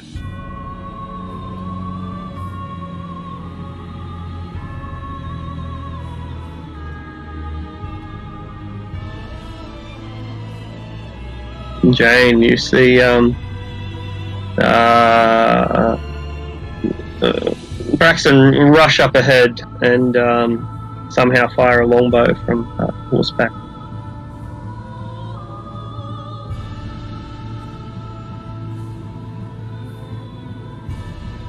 What are you doing? You've just entered the scene. You can be where your character is right now.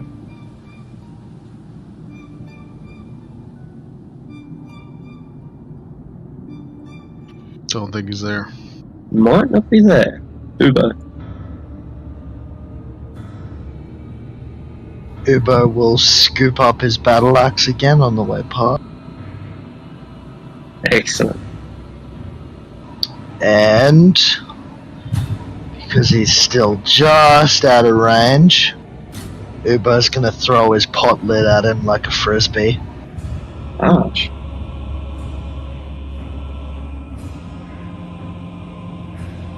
Go Captain America on this bitch. Wait, is this the pot lid from the ogre cave? Yeah, Uber's been using it like a shield. Wait, seriously, who throws a pot lid?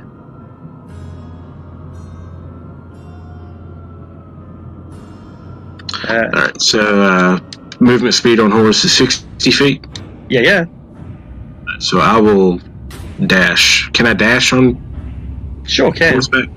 Okay, so 120 feet. Yeah. Tabaxi style.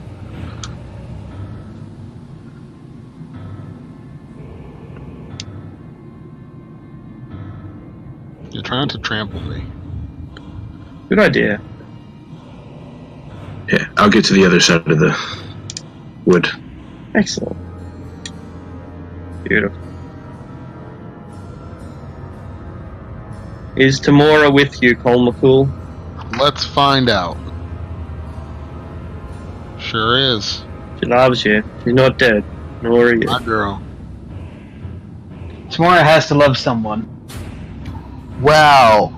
I get what you're implying there. Not cool. Actually, The it's truth. McCool. The truth hurts. I'm assuming there's some backstory there. Yeah. I played a cleric of Tamora for a very long time and they died viciously. Not viciously, just very suddenly. Speaking of viciously. And in a wonderfully ironic way, too. Yes. Remind us and we will recount the tale at the end of the session. I'm gonna ride up kind of next to Braxton and go right here up next to this tree. And I'm gonna light a torch and just hold it towards the branches, trying to light it on fire. Excellent. Make a survival check.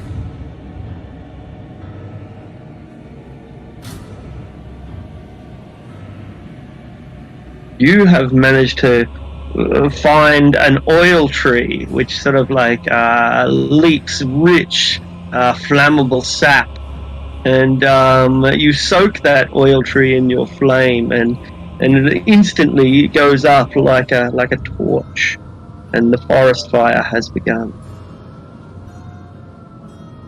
Braxton's eyes just go wide. Fucking fishes!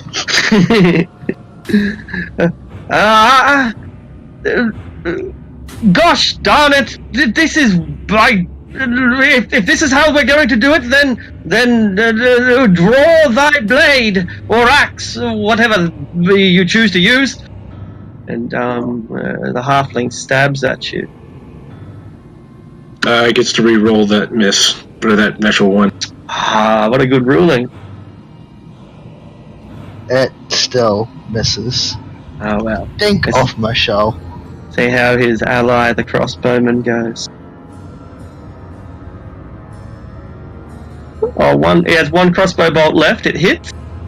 It will hit because I threw my shield at the halfling. I'm out of ammunition.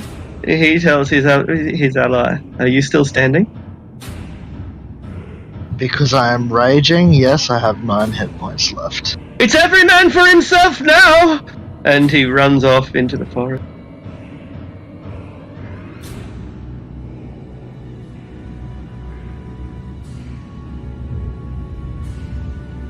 The halfling spits a curse.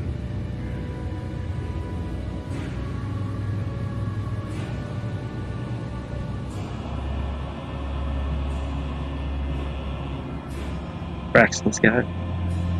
Braxton is just going to look at Vicious. Vicious, what the hell?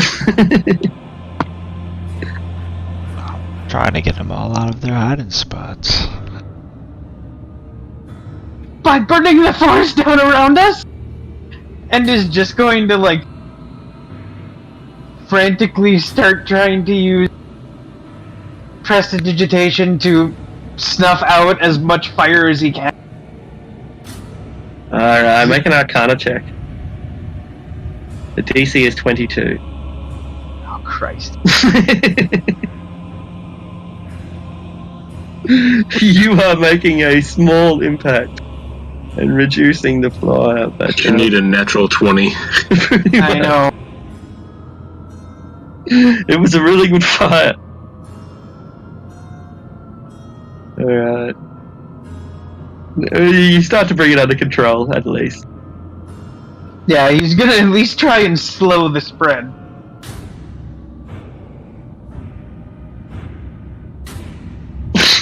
Jane might not be here.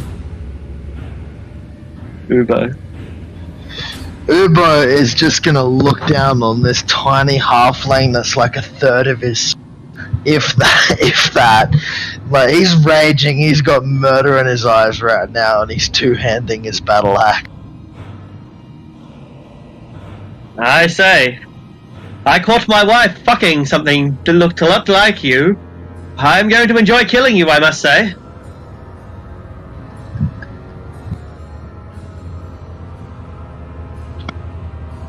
Turns out he's a bard and he's just cutting words.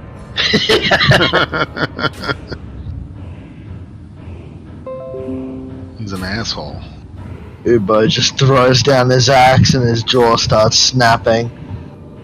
He's gonna get it now.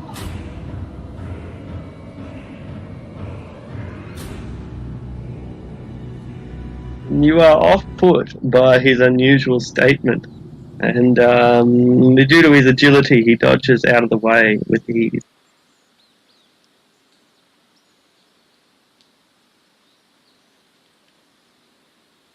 Alright, you are still a horse, Kursk. Yeah, I'll dismount. Does that take any movement? I know mounting takes like half your movement. Yeah, only if you make an acrobatics check DC 10, you can jump off. But if you fail that, then your movement will end there. Ha, okay. Well, my movement ends there. So you fall off your horse. You still have your action though, so you can spend that dashing to move if you wish. No.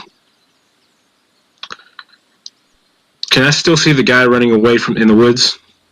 Make a perception check. A free action. Yeah, you can. All right. Magic missile. All right. Going for his legs, trying not to be lethal. Okay.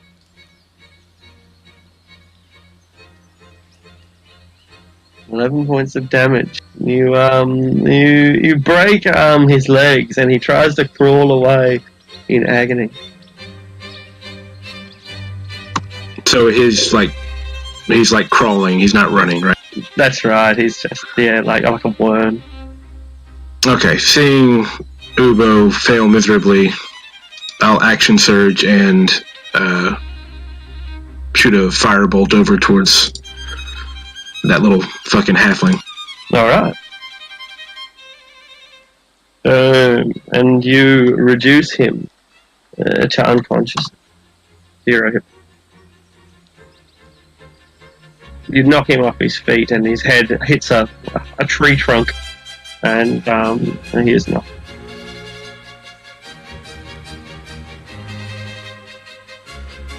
Mr. McCool. You're doing And fine. I'm stable. 3 successes. Just Doing fine. taking a nap. That crossbow is holding all the blood in, so like you're not gonna have no blood loss because you know you got a surgical injection in the form of a. Yeah. Vicious, your fire is a little bit smaller than it was when you started. I'm gonna chuck my torch at the fire, Uh huh. and then going, I guess, right here, and try to see if there's any. Well, I guess I already did my action. I can't see if there's enemies.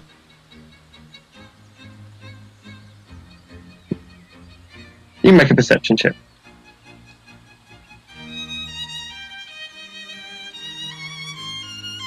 And I'm gonna be yelling while I'm doing the perception check, like, "Come on out, you fucking cowards!" You can see that Ubo is fighting something, but you can't see what. And you can hear a groan coming from down here, but you can't see what the groan's coming from. Alright, the Moonsea Rider attempts to hide.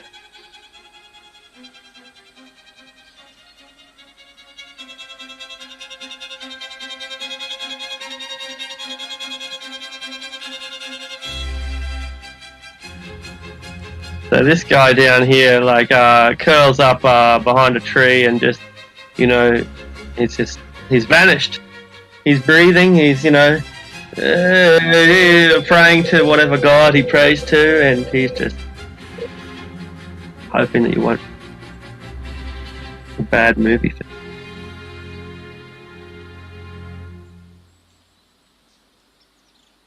I'm gonna keep trying to fight this fucking fire. Alright, make a survival check, or Arcana. Jesus Christ. Alright, you're gradually bringing it under control. It's, but this tree is gonna, you know, it's once they're lit, they're like torches. They just keep burning. The tree is fucked. I accept that. I'm just trying to keep the other trees from being fucked. And us by extension. There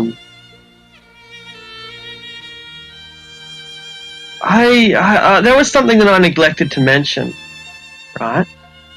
But it's kind of interesting that I forgot. Right? But it's kind of interesting that it should come up now.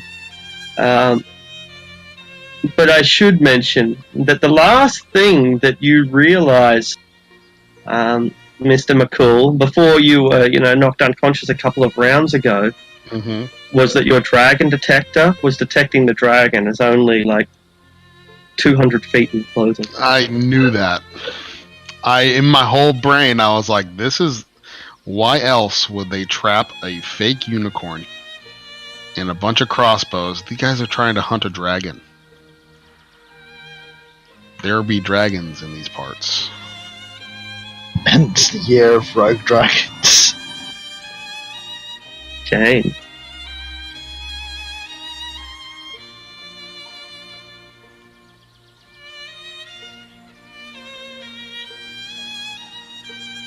Jane's Still not here. You should realize that by now. Alright, you have killed the half. You know that scene in Jurassic Park where the T-Rex, like, clomps down on them from above? Yes. Ubo's just snapping turtle down on the halfling, like... And he is turtle meat.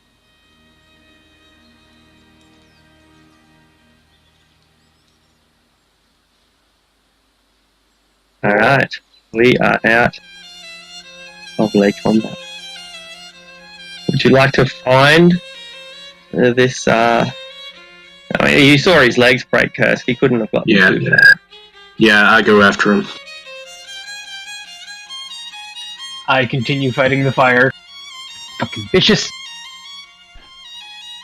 I'm going to, I'm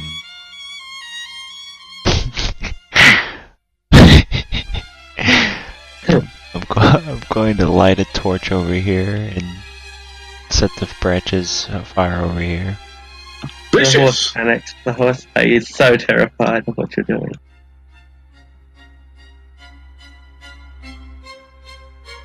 Pick up my pot lid and my battle axe.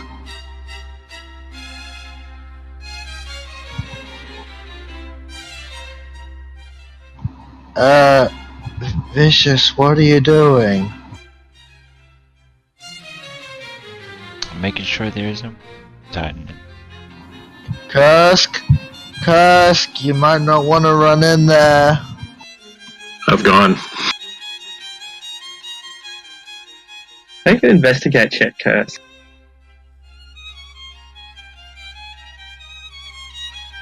Or survival as you try to follow track. Fuck.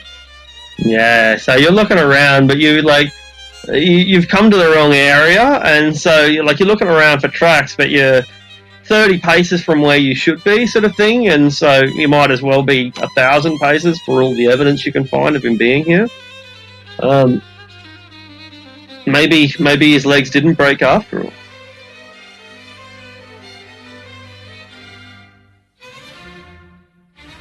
I'm going I to will continue persist. I to. know he's in this area. I will persist. You can take an investigate check, or perception.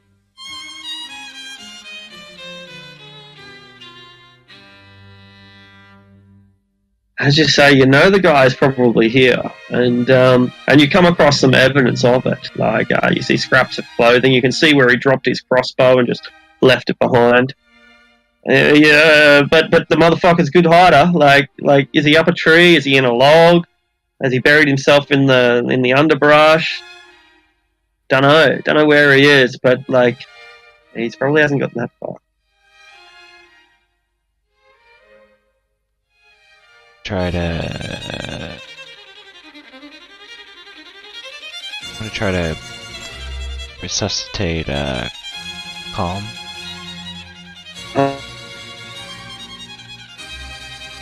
While he's doing that, Uber is kind of standing over where Colm is, and he kind of, alright, remembers something, and he looks around. Everyone is still over here, which is Vicious, and whoever else hasn't gone after the guy with broken legs, and goes, alright, the half-man said there was a large dragon following us.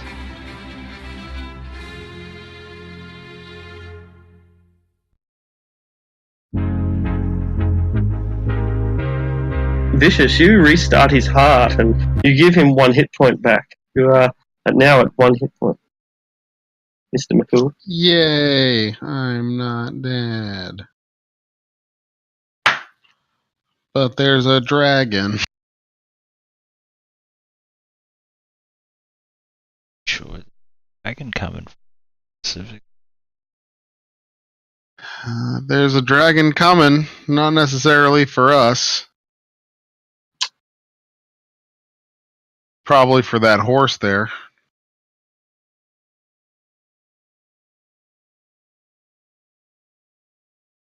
I'll go over to the chain. Try to smack Gladys. Alright, you have advantage. The chain's not going anywhere. So you break the chain, and the little strap-on horn falls off the horse's head, and it bucks and kicks and runs off into the forest.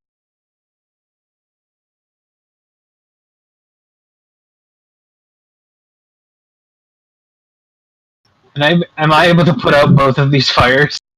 You are. God damn it, Vicious.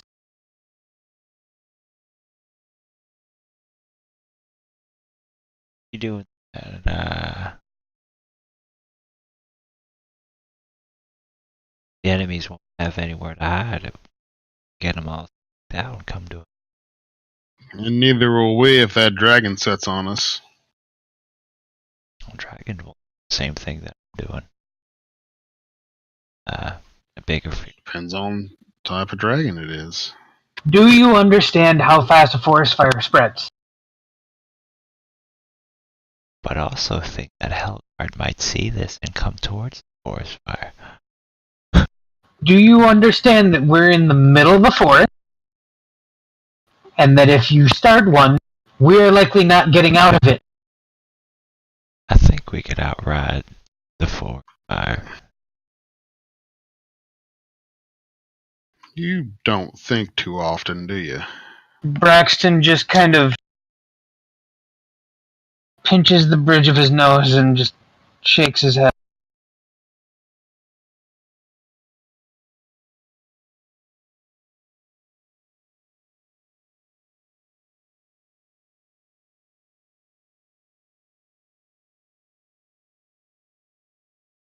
Still looking.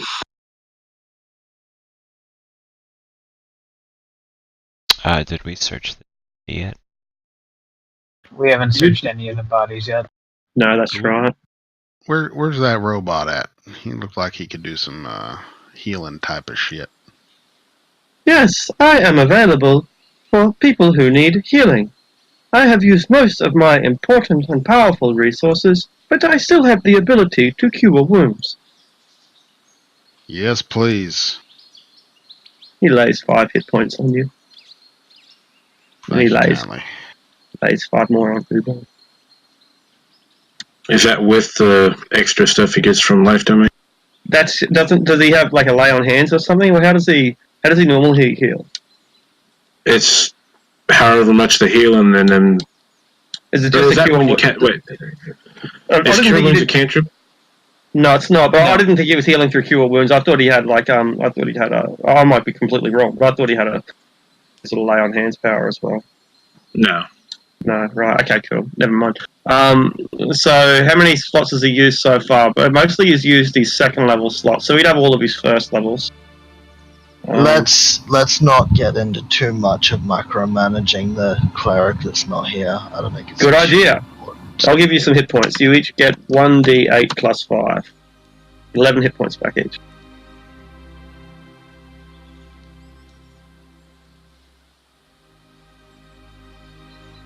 I hope that is adequate.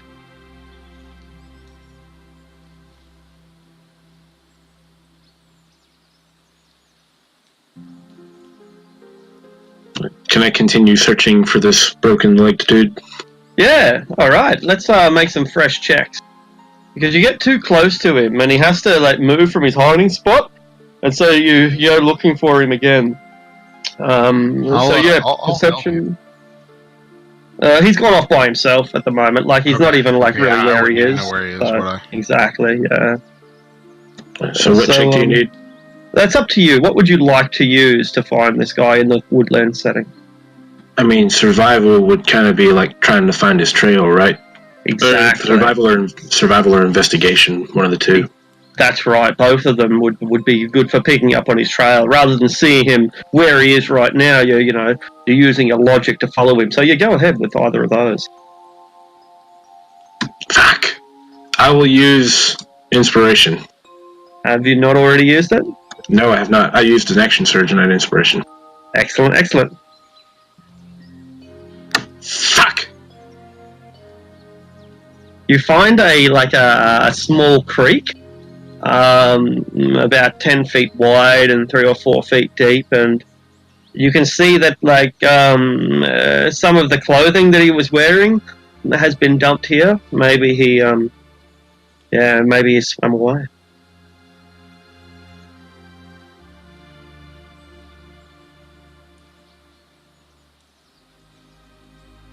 I'm not going to kill you, what? Just need to ask a few questions. Make a persuasion with disadvantage. Disadvantage for what? Breaking his leg? And killing all of his friends. Yeah. Maybe it's your tone of voice. Maybe it's your task. Maybe he's not actually here.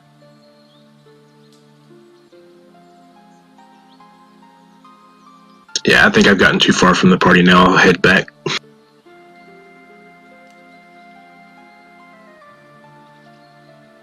I abandon my search.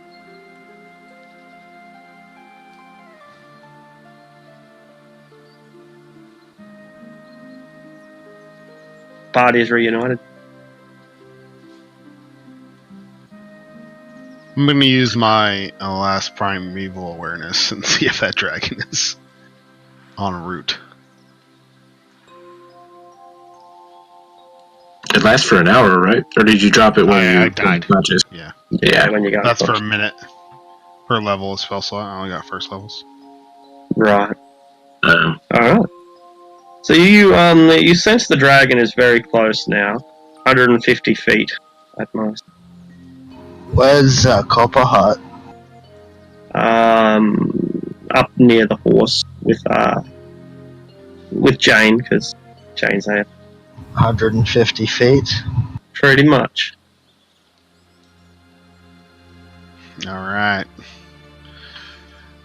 He's coming whether we like it or not, boys.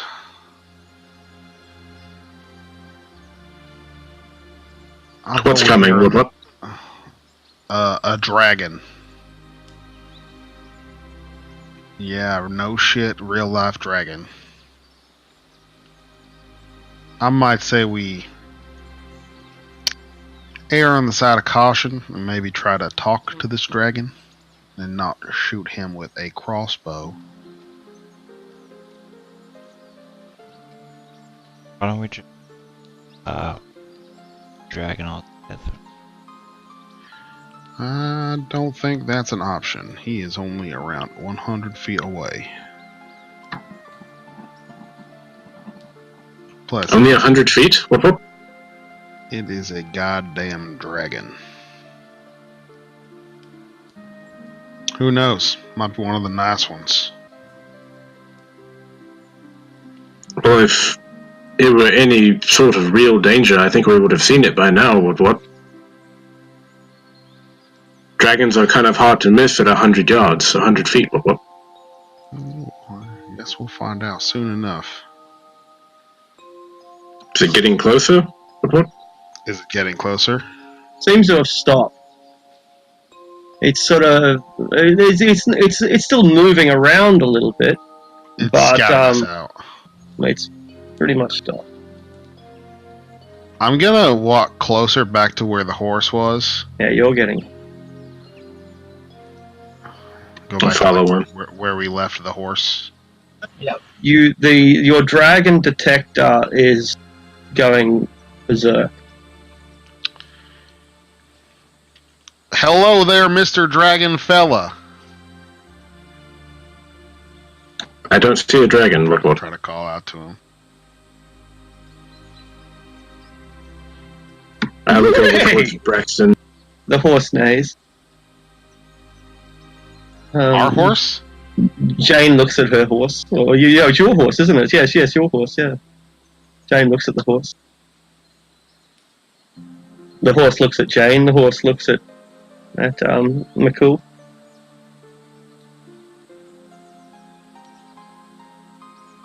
Can I go up to our horse and see if it's a fucking dragon? How would you tell? Don't know. Pull his tail and I see mean- if it kills everyone.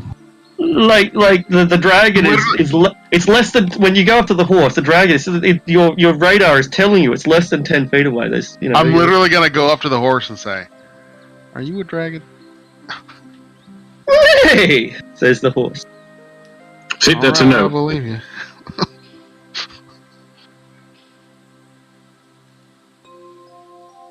Can I make an insight on Copperhead with all this dragon talk?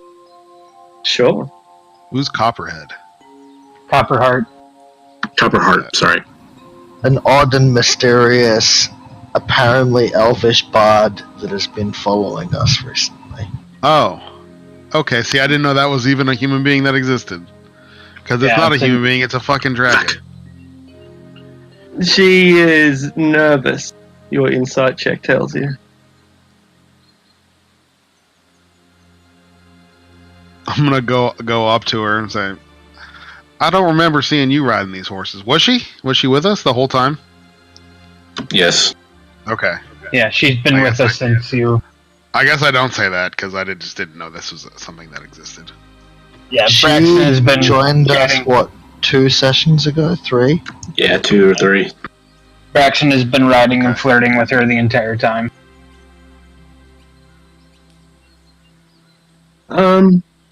Hi. I don't believe we've met. I'm Copperheart. I'm the chronicler. Would you like to read my story? I've written a story about these people. You'll have to ask them for permission first, though. I've taken some maybe artistic later, license. ma'am. Yes. Yes. That's right. Maybe later. I hate to spoil the surprise. I kind of know what you are. Oh, well, don't tell everyone how lazy I am. I tried to pull my weight around here. Should I wake up a little earlier? That would mean going to bed No, a little earlier. man, that's not what I mean. It's not what I mean. And I know that you're of the draconic persuasion. How? Well, ma'am, I got so let's say a sixth sense about this stuff. Oh, Kinda trained in the art of hunting things. Not dragons in particular. So don't think I aim to hurt you. It's just I'm very well trained, ma'am. well, I suppose the game is up then. My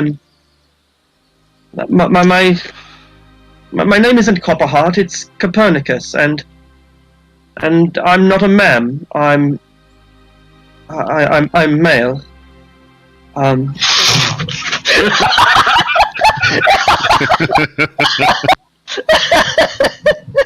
What's just looking over at Braxton? I'm sorry. I shouldn't. I didn't mean to deceive people. You see, I was traveling incognito. You were. Was hoping to. You see, there is oh blast. Oh blast. You mortals, you're always more clever than what I give you credit for. That we are. Well, and she begins to transform. He begins to transform. Step back. Because it's a fucking dragon. And the horse goes crazy. It will indeed. If he got scared at a giant, no telling what it does at a dragon. How's Braxton looking right now? Braxton is just fucking stunned. Well, look at you. I'm sorry. I have deceived you. I did not mean to. I play the games with your. That is to say, I'm deeply friends. As in, I think we can still be friends.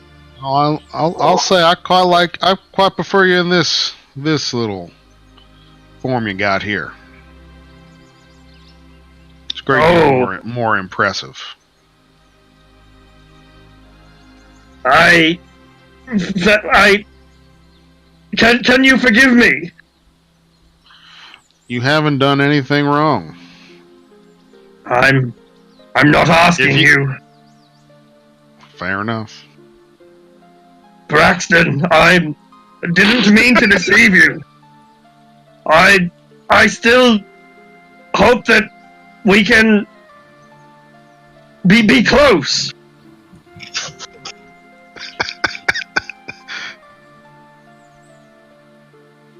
Braxton is just going to, cannot handle this right now. I'm sorry. He's just gonna take off into the woods. Whoa! I've hurt him. I always do this. And the dragon tears up trees and branches and breaks them and smashes them and overturns rock. Well, why don't you abandon me? Aren't you afraid and terrified of my wrath? What do you say? Sorry, Vision. I say, try to calm down, Copernicus. I forgive you.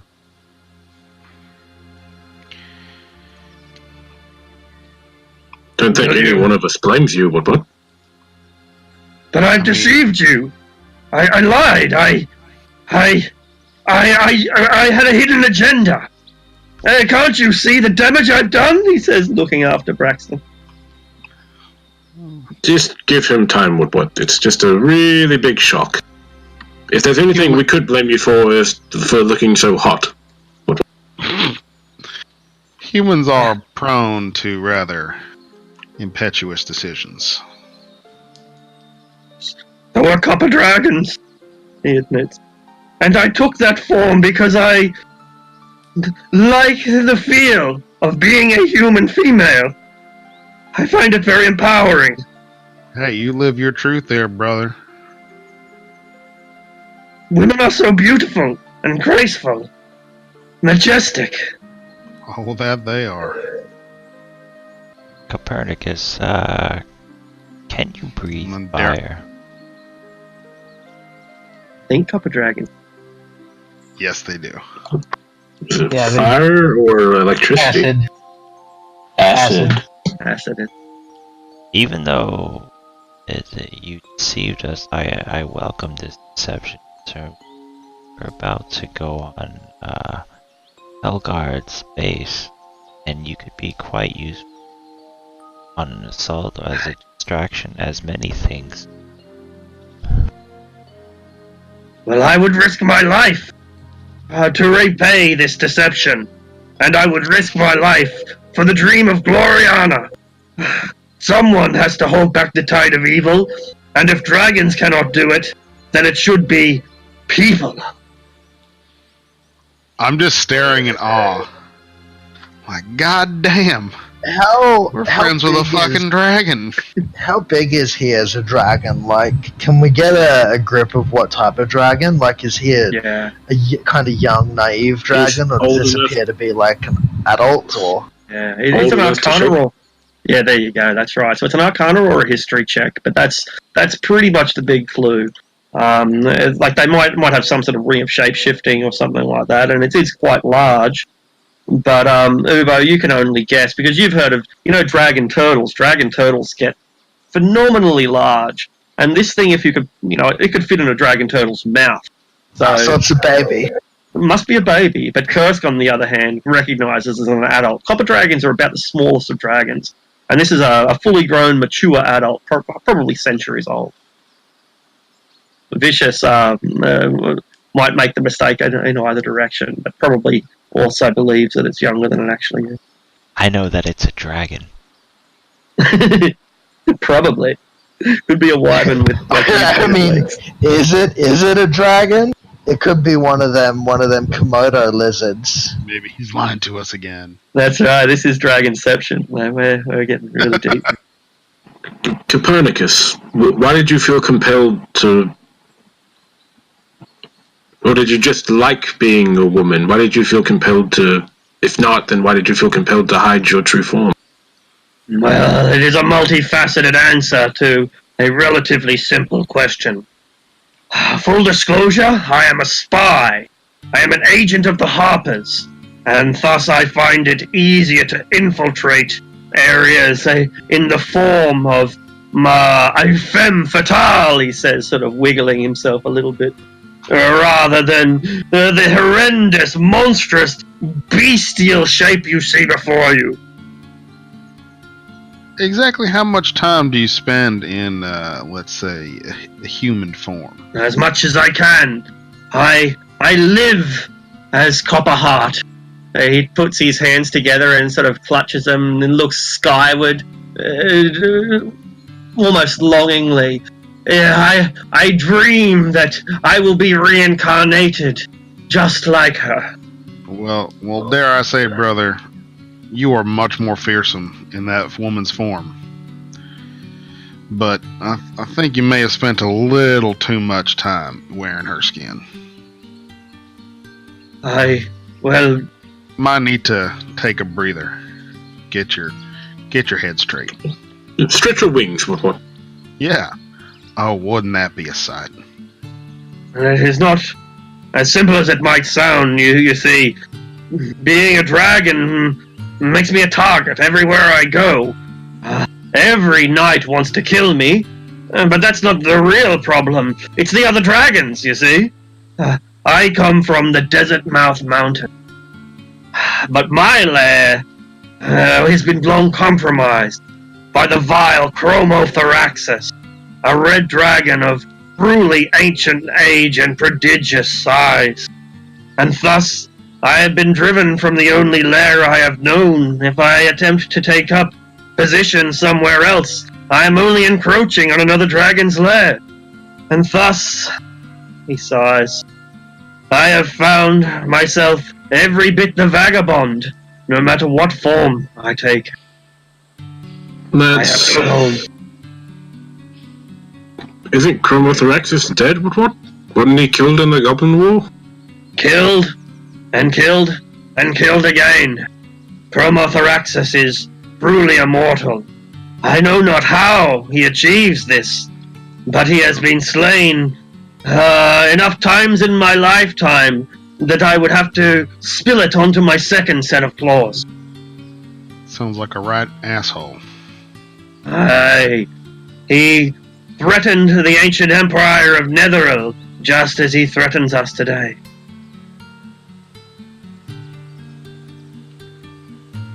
Well, let's put a pin in that one.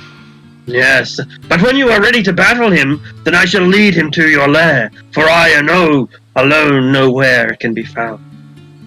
You will lead him to our lair? What? No! You, brave heroes! I have heard more stories of heroes killing dragons than dragons killing dragons.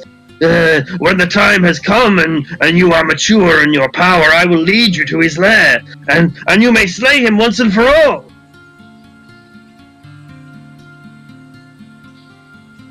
No takers? That sounds like a mighty tall order. Heroes, they ain't what they used to be.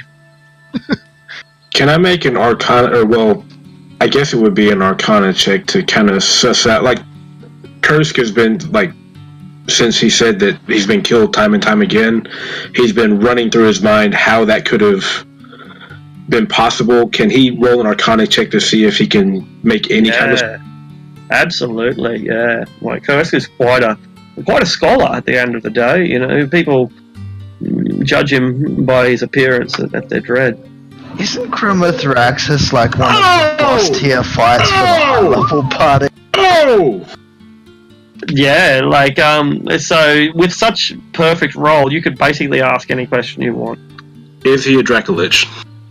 No, he has flesh and blood. We know he's not a Dracolich because we know certain heroes who've killed him, and they've taken his blood and his flesh and his horns, and that you can buy pieces of Chromothoraxus to put on your mantelpiece. Okay. Is it possible that?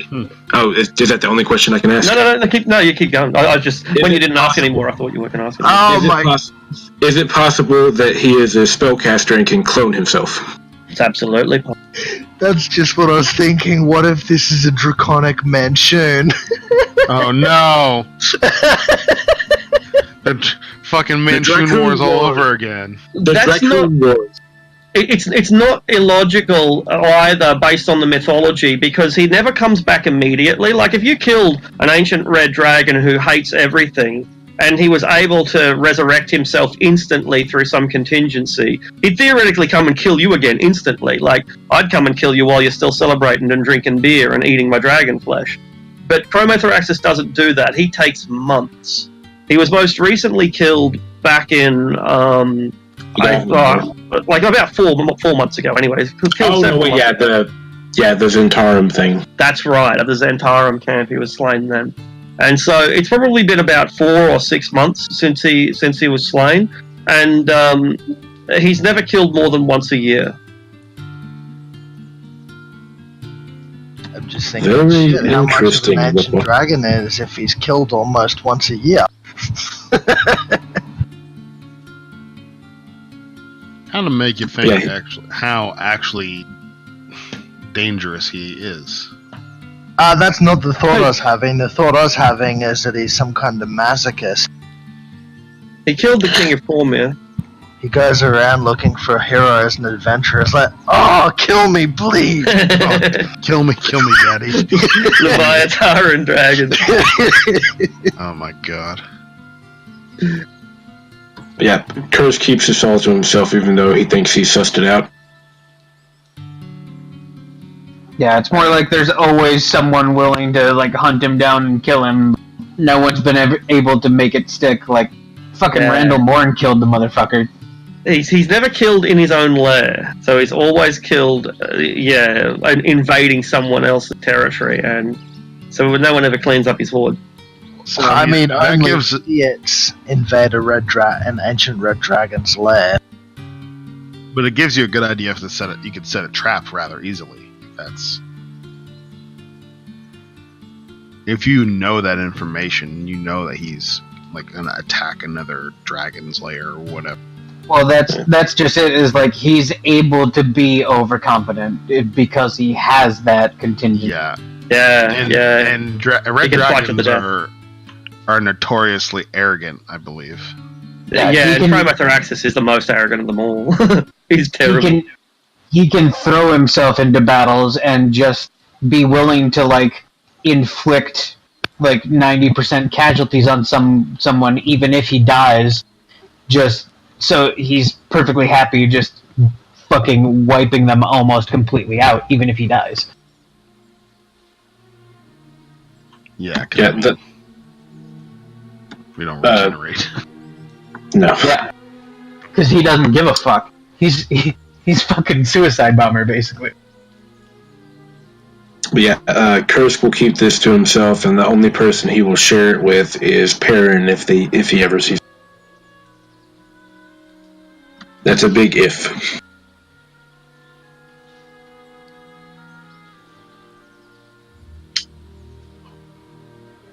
Well, let's think of the bigger picture here. You are a dragon. You're also our friend. We have some rather pitiful enemies and some rather strong friends, as I gesture towards him. Would you be willing to use your ruse of a beautiful redhead to possibly entice Halgar? I shall put myself at your disposal, but I will only do so with the tacit approval of all of you. I'm not here to follow anyone's instructions, but rather to act as your assistant. Oh, absolutely, absolutely. So any help you can provide will be greatly appreciated. Just seems like quite the Trojan horse. Yes. If you knew where that was. I am a terrible strategist, he admits. But I am an excellent information gatherer. I find my roles in deceptions to be far more thrilling than actual calculations. I have a very illogical mind. However, if you think of a plan that involves me, then I shall undertake it, even at considerable risk. Imagine that pretty little thing waltzing up right to his castle. And then about 10 minutes later, poof, it's a dragon. They'd all be scared shitless running for the hills. That seems quite coarse. And I would not favor such a brutal approach. We're not saying you attack them. What? We just say you scare them. What?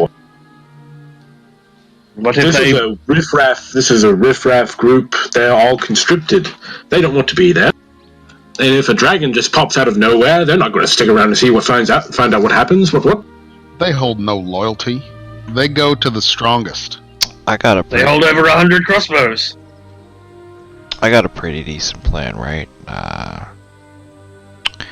Walk in there, seduce Halgard, right?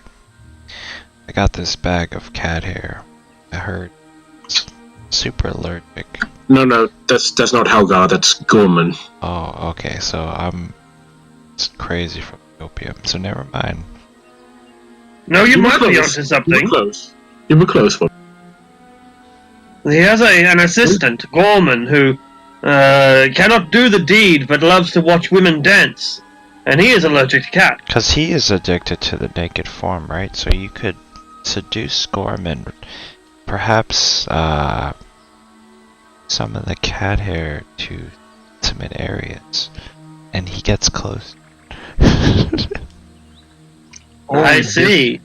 This is an exotic approach indeed. Or you could seduce him, we dispatch him, and I assume you can look like whatever you please. Yes, but may I at least take her auburn reddish hair?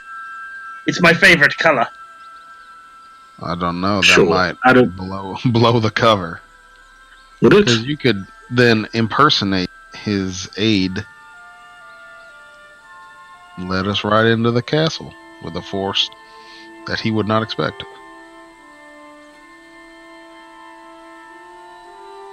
What does everyone think? It's not a half bad idea. Could marshal the forces in. I'm new here, so does the Gloriana? I'm assuming they have some sort of guard force or. They have about 1,500. We have about 1,500 people. So, well, not soldiers. Like militiamen. Yeah. Okay. Yeah, there's military forces. This is also assuming. Yeah, I mean, again, I think we're still just on a scouting mission. We just found this little plot hook probably a lot quicker than we were supposed to. Because we could basically have our dragon friend here go in under the guise of being, what was that dude's name? His aide or his right hand? Gorman. He could go under. We could indispose Gorman. He could assume his guise, I bet, and then waltz in there, and in the cover of darkness, open up all the gates. Because they're probably the run-of-the-mill guard isn't going to do shit against their right-hand man, and then we just fucking march a force right through the front gate. Except we don't know what any of the Huskarls look like. Oh, exactly, but we could figure that out. This is just a preliminary kind of thing.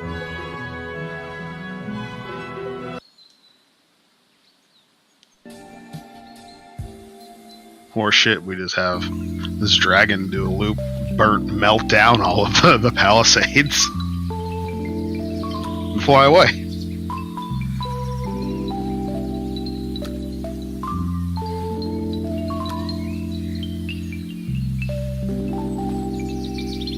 I don't know, boys.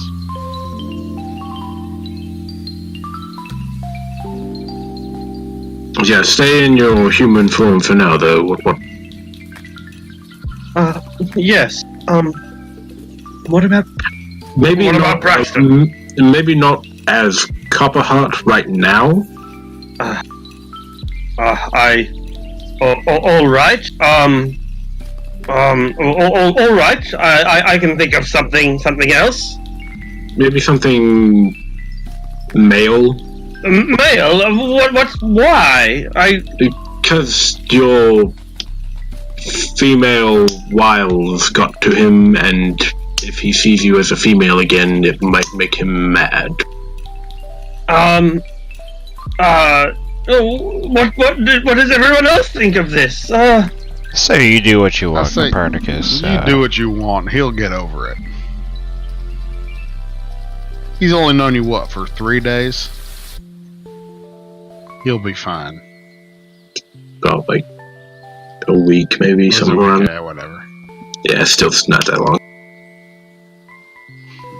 Humans are resilient folk.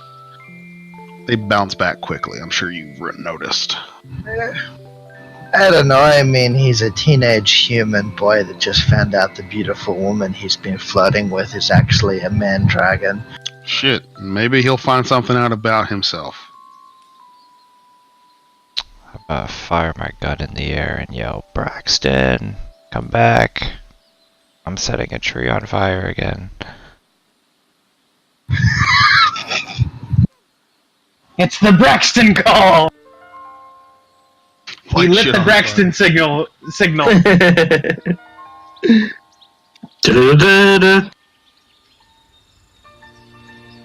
Only Braxton can prevent forest fires. Only Braxton is willing to prevent forest fires, apparently. Truth. Both of my characters in the Forgotten Realms are the only ones that have been willing to do that. Videk was just a lot better at it. Yeah, because he's a water genasi. Very interesting now. This changes lots of things in my brain.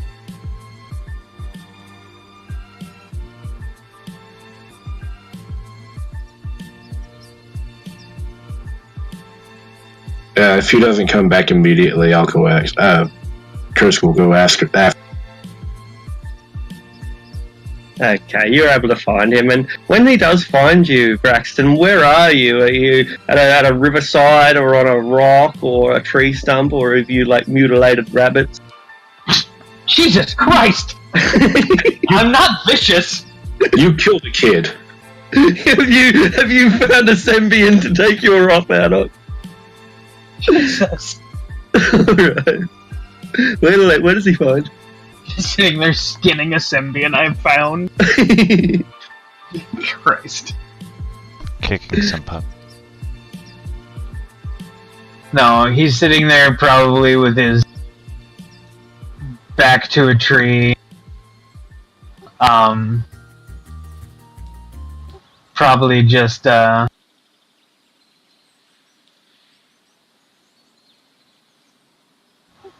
turning over this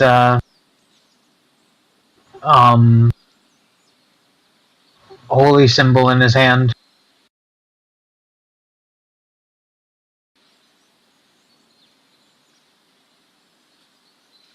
Bit of a shock, huh? What? Could say that.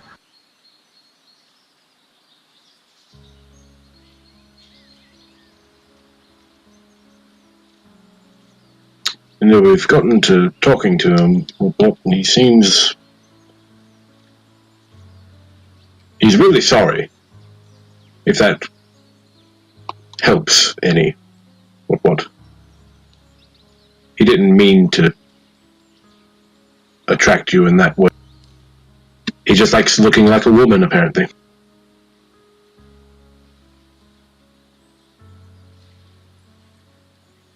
And he just kind of stands up and brushes his breeches off. No offense, Kursk, but it's none of your business.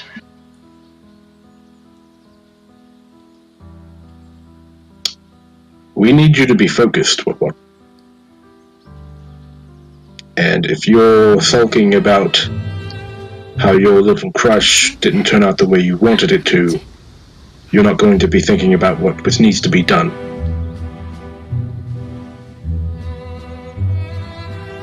So I need to know. Kursk, I can manage what I need to manage.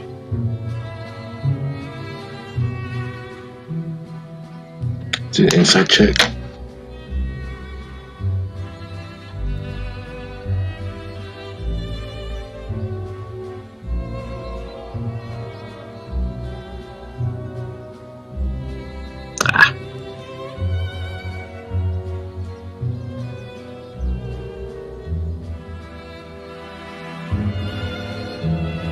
That seems pretty straight-faced about it.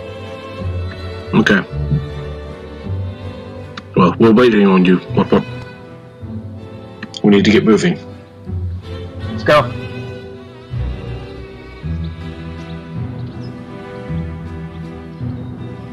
Alright.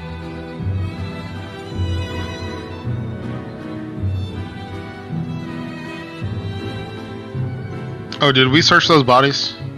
No. No. I know the got halfling we did. Well, I was searching one of them. Yeah. Vicious searched the halfling. Cool. Let's have a look what they got. Okay, so the halfling has let's see what they've got. Yeah, roll a D100.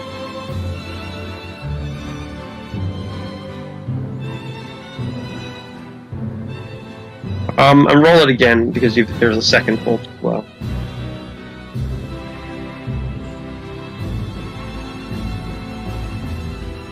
So these guys are wearing, they've got some nice jewels and earrings and golden and silver chains and those sort of things. They're wearing their wealth. Their pouches are basically empty, but it looks like they've got enough jewelry that they could cash this in for 77 gold and 63 gold a piece. So you got assorted jewelry worth a total of 140 gold. Between the pair of them. However, one of those one of those jewels is a small silver pin that has an aquamarine gem, and it's a pin of a harp. And it's likely that someone would recognize it as a harp pin. Copperheart probably certainly would have. That's Yeah. not Are they great. wearing Comerian colors? Because one of them says yelled for Cormier and one something like that. They're not wearing Comerian colours, no. They're wearing regular clothes and stuff that would be suitable for hiding in the forest. Yeah.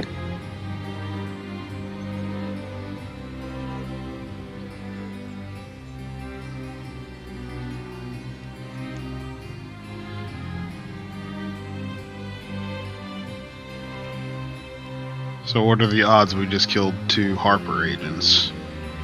They attacked us. I mean, it's pretty much guaranteed at this point. They didn't attack you at all. Ubo did the first strike.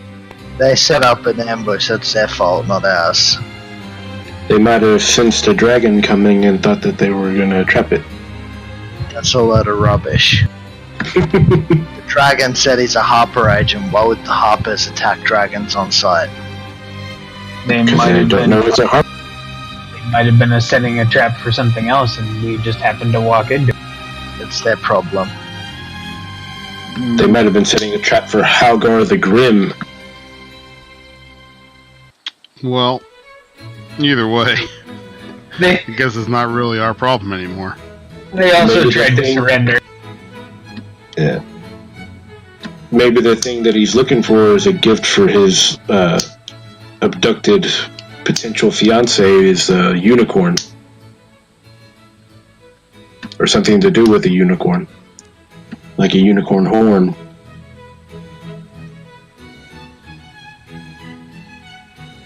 Maybe they know shit we don't know.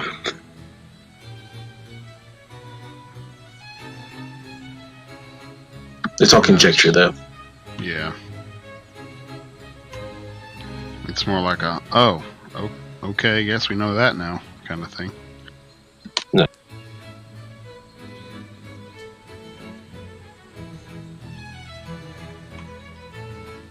Oh well, what's done is done, but what? Hmm. At least one of them got away.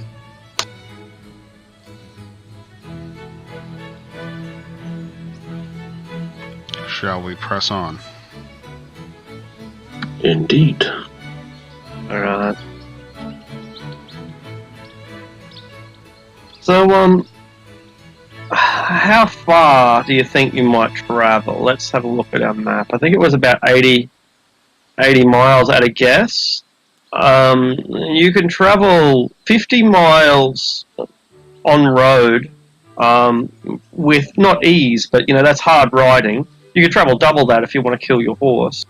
You could travel some shorter distance, like 25 or 30 miles, and you'd get a better look at your surroundings as you pass them. So, at what speed, I guess? How many days do you want to take before you reach Griffin Hill?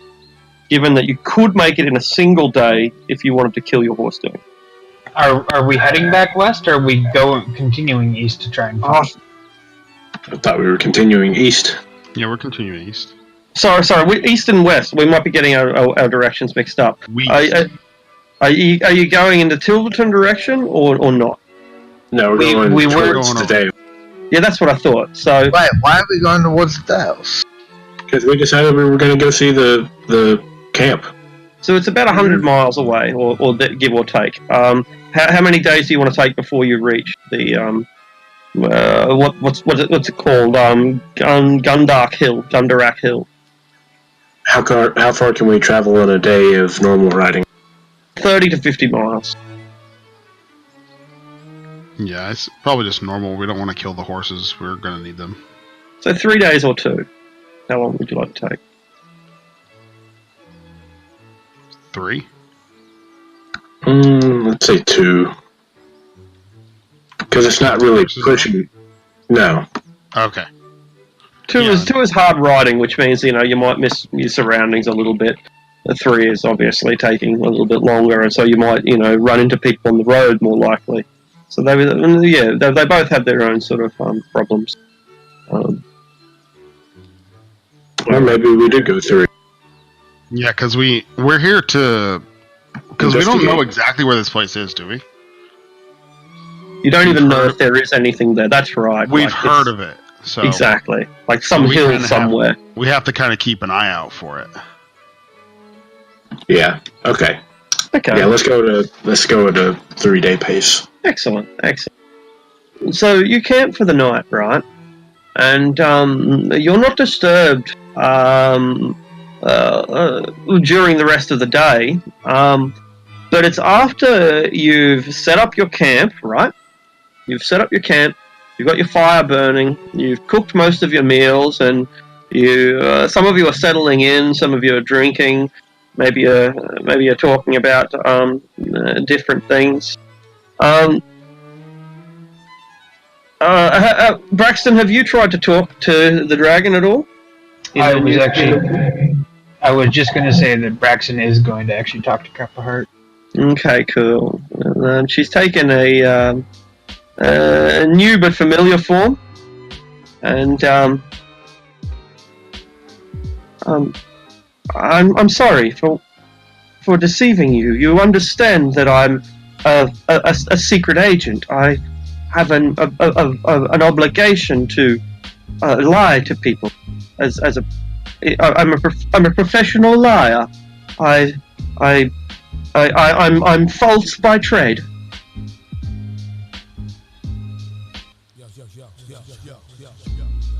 He nods. And just kind of shifts a little bit. Can you go back to the way you were before? Your companions, they suggested I change. Because I don't know. But if you want me to, yes. I'd rather you not change. When you say like I was before, you mean... when I met you. Yeah, yes, And she shifts back to the more familiar form.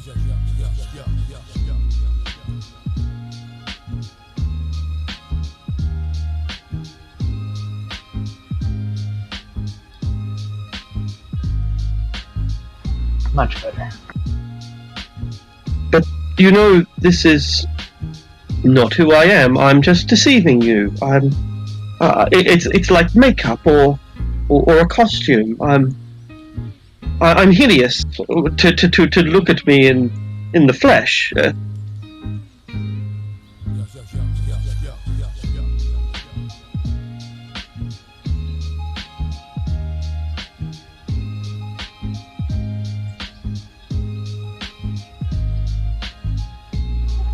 I don't know about that.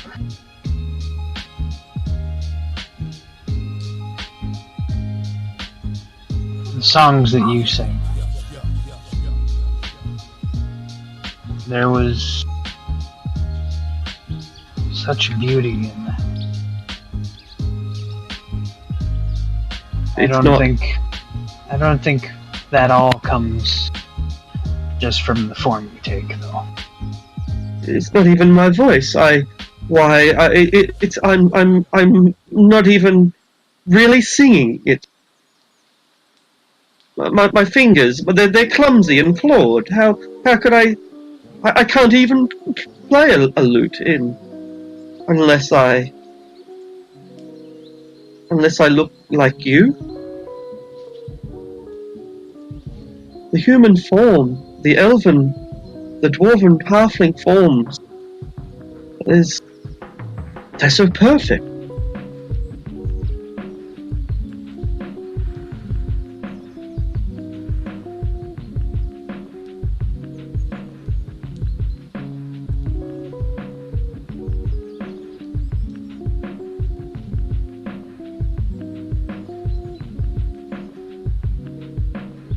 There's a lot to be said about them, yes.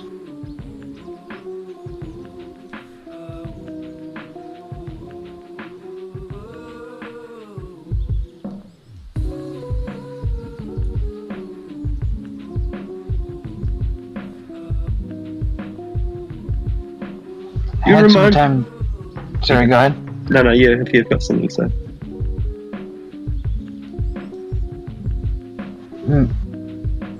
Had some time to think. And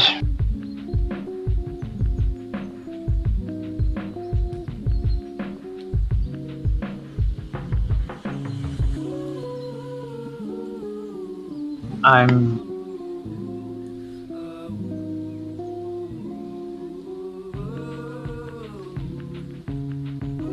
you being who you are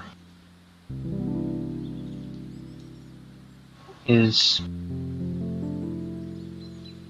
strange, certainly.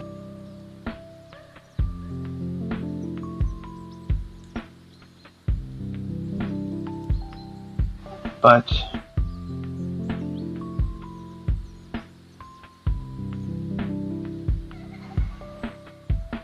something that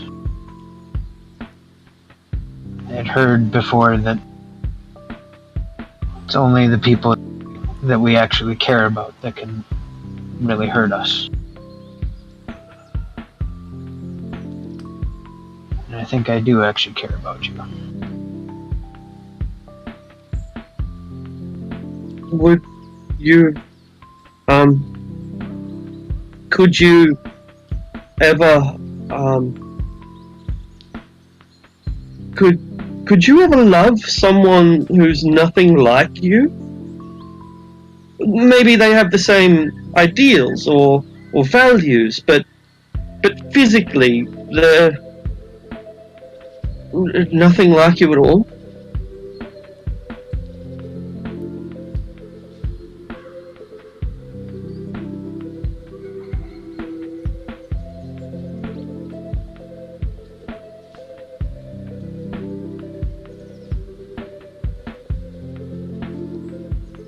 I think so, maybe. Well, I hope you find the happiness that you deserve. Because you're quite a man. You're quite a man. You remind me of someone that I used to know.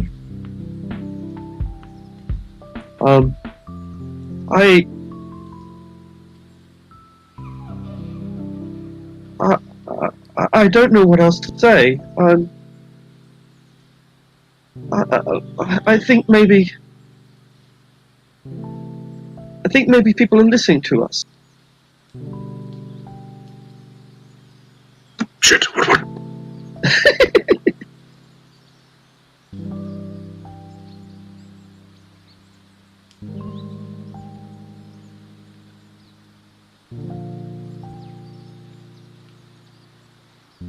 We can talk more as we ride tomorrow. He nods rapidly. Tell me more about your time with the Harpers. Oh, well, there were the glory days. When the Seven Sisters were very active in the Dales, and the Knights of Mithranor were, well, fighting for Mithranor. But that was before the time of troubles, and everything changed when the gods walked the earth. Things just haven't been the same since then. But now, the Harpers are back, and bolder and stronger than ever. I hope. Yeah, I don't know if we actually need to play through all that, but he's literally just going to be sit there and like asking about Copperheart's history and getting to know better. Excellent. And so, yeah, throughout the night, you pester the dragon, and she's only too happy to oblige with him. And we'll talk a little bit about his own past. Before you've fallen asleep, and presumably you're kind of designated onto one of the first watches, while you're passing over watch to the next person, the entire party is disturbed. It's soft at first, and so some of you, the people who are awake, would hear it first, but it would gradually come closer. The sound of a cowbell. Ding ding ding ding ding ding. Ding ding ding ding ding ding. Ding ding ding ding ding ding. Someone is yelling as well, though the words are far from clear.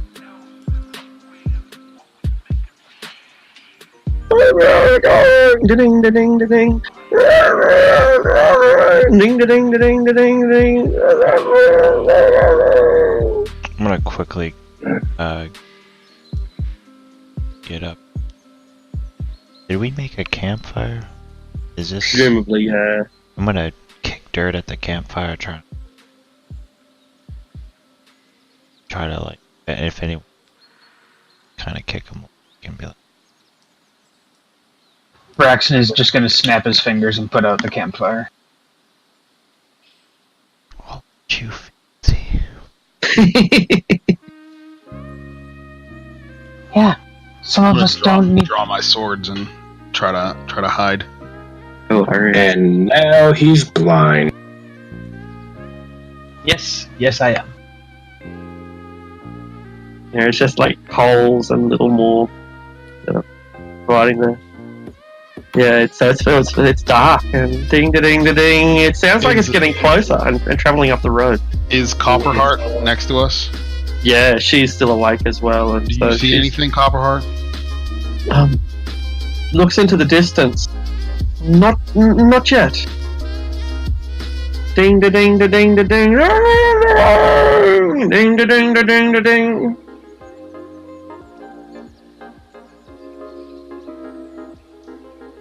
Can I do an investigation? See what that sound is? Yeah, sure. Could I do like a survival to see if I know what type of animal it might be? Absolutely. Yeah.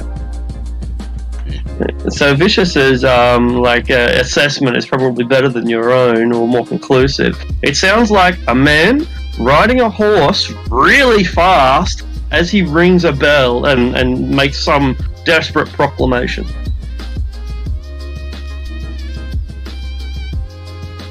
That's not great.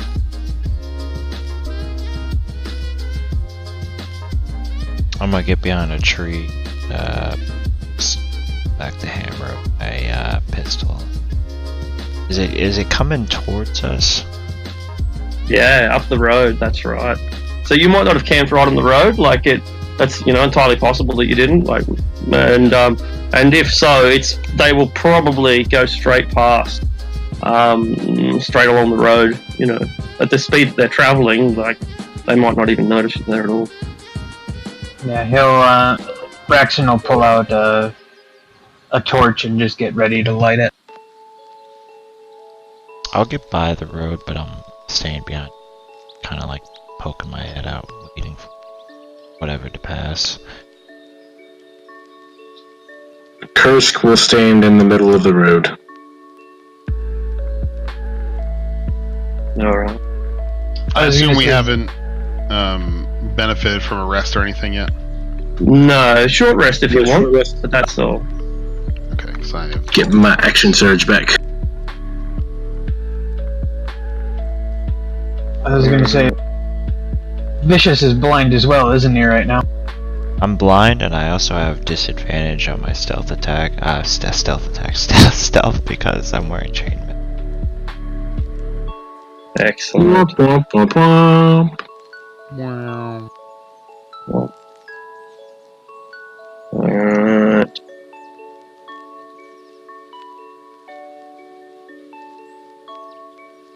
Oh, never mind. Trying to... But yeah, Kursk stands in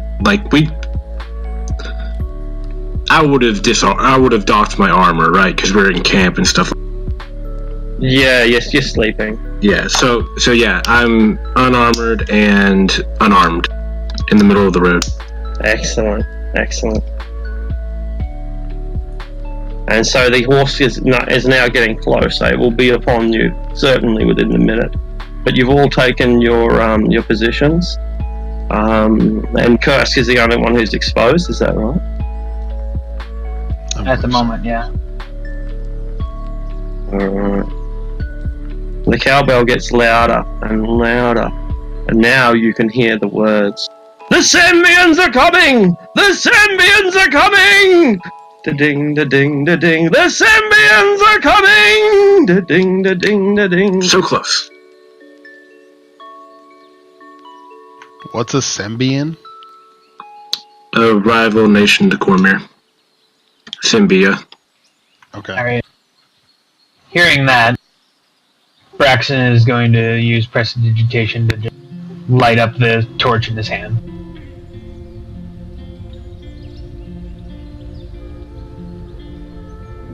So yeah, the rider comes around the corner. He's riding a dark horse, and he's dressed quite well.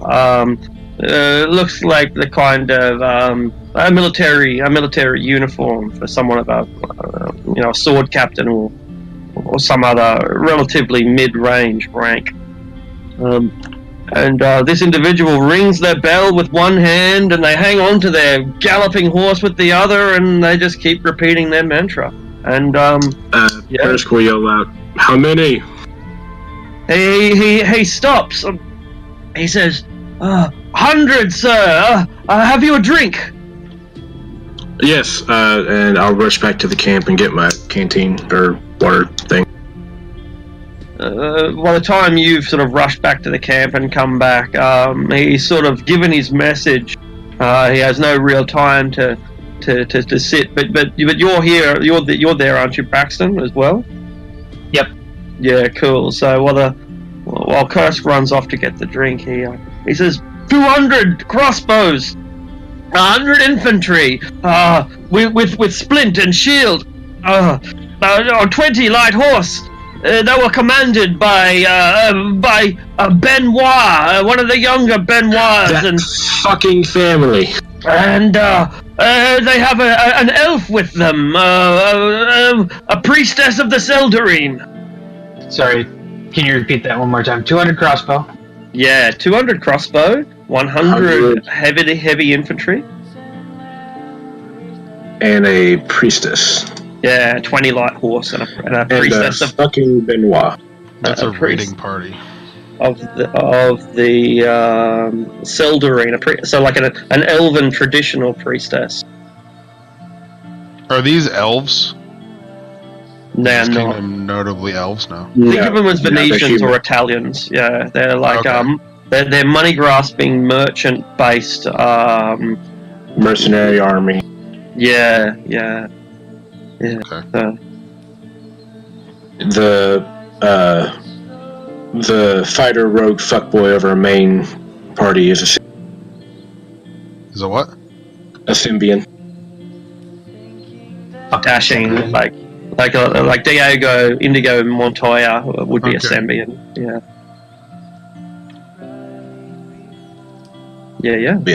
Yeah. And again, I assume that they are bad people. No, not all of them. Yes, Most of them. all of them. Not all of them. Well, yeah, you think all of them. Yeah, of course you think all of them. Oh, hail Cormyr! Your family or something? No, he he's so patriotic, dude. And Cormyr and Symbia are rivals, like heated rivals. Like, I killed So a childhood heated, friend yeah. because I killed the childhood friend because he raised the Symbian flag. Nice. Yeah, he based his character off of a NPC we had an encounter with in the Hulak Forest.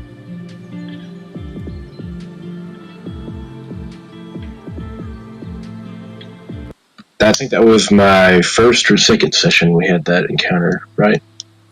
Something like that, yeah. It's a good one. Yeah, it's a good one. So this rider delivers his message and has little more time to talk.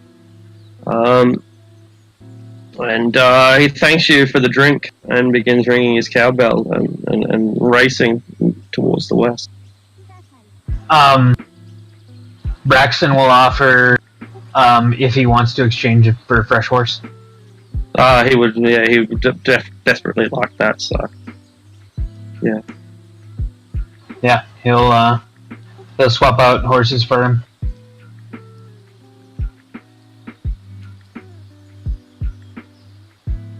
So he'll have a fresh mount to get even further tonight. All right.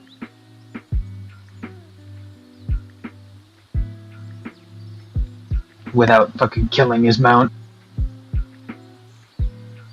Okay, cool. And so, you presumably continue to rest at your camp? He didn't say how far away they were. He did not. We should probably pull back further into the woods. Yeah. This doesn't really change our mission. And maybe low fire, if any fire at all. Yeah, probably cold camp, just no fire. It's not that cold, so you'll be able to survive without heating. When you awake in the morning, whoever's on the first watch quickly detects travelers on the road heading from west to east, same direction as the rider has come. You mean the other way? Yeah, I do mean the other way, from east to west. Yeah, you're right. I absolutely do mean the other way. So yeah, they've come from the eastern Moonsea Ride and they're heading towards the Tilderton direction. Comic book or manga?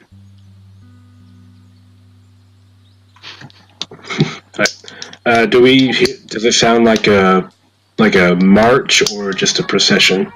Neither. By the time you're able to scout these people without them having any idea you're there, they look like common folk.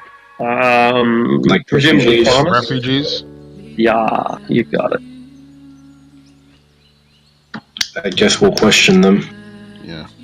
All right. They don't have a lot to say. Mostly that the Reverend came through in the night and told them that there was a Sembian army. So they've been marching through the night and they're quite tired. But most of the houses that they saw, people just kept sleeping, much like you guys have done. Are they a family unit or are they a hodgepodge of different people? They're three family units who sort of know each other, so they're kind of traveling as a... Okay. Yeah. So it's familiarity. Yeah, exactly, that's right. But they tell you that they're either going to be the tip of the spear or the army is going to catch everyone in their beds, one or the other. So,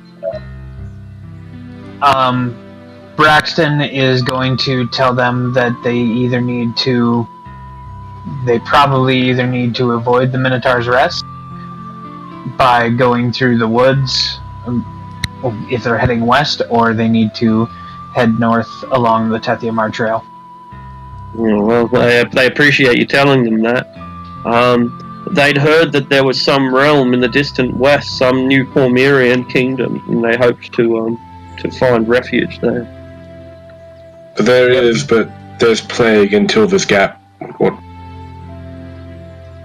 Aye, well, again, they appreciate they appreciate the information. They'll be safe so long as he'll mention the Minotaur's Rest, that they need to primarily avoid that because we burned out the fucking farmhouse.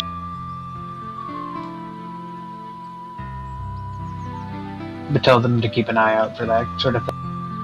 Alright. Do they have any news of Halgar the Grim? Not specific, no. Nothing that you haven't heard already. And they certainly don't know his exact whereabouts. Do they know anything about that? Do they know anything about that fort? Yeah, nothing concrete, but they've certainly heard the same thing, and they're not treating it as rumor. They're just treating it as, news. None of them have seen it, but as far as they know that that's a fact rather than a speculation.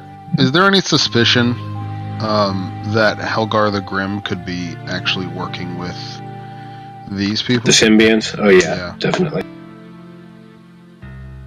If he's not, then the symbionts are probably coming to root him out. If not, just push him to Cormyr.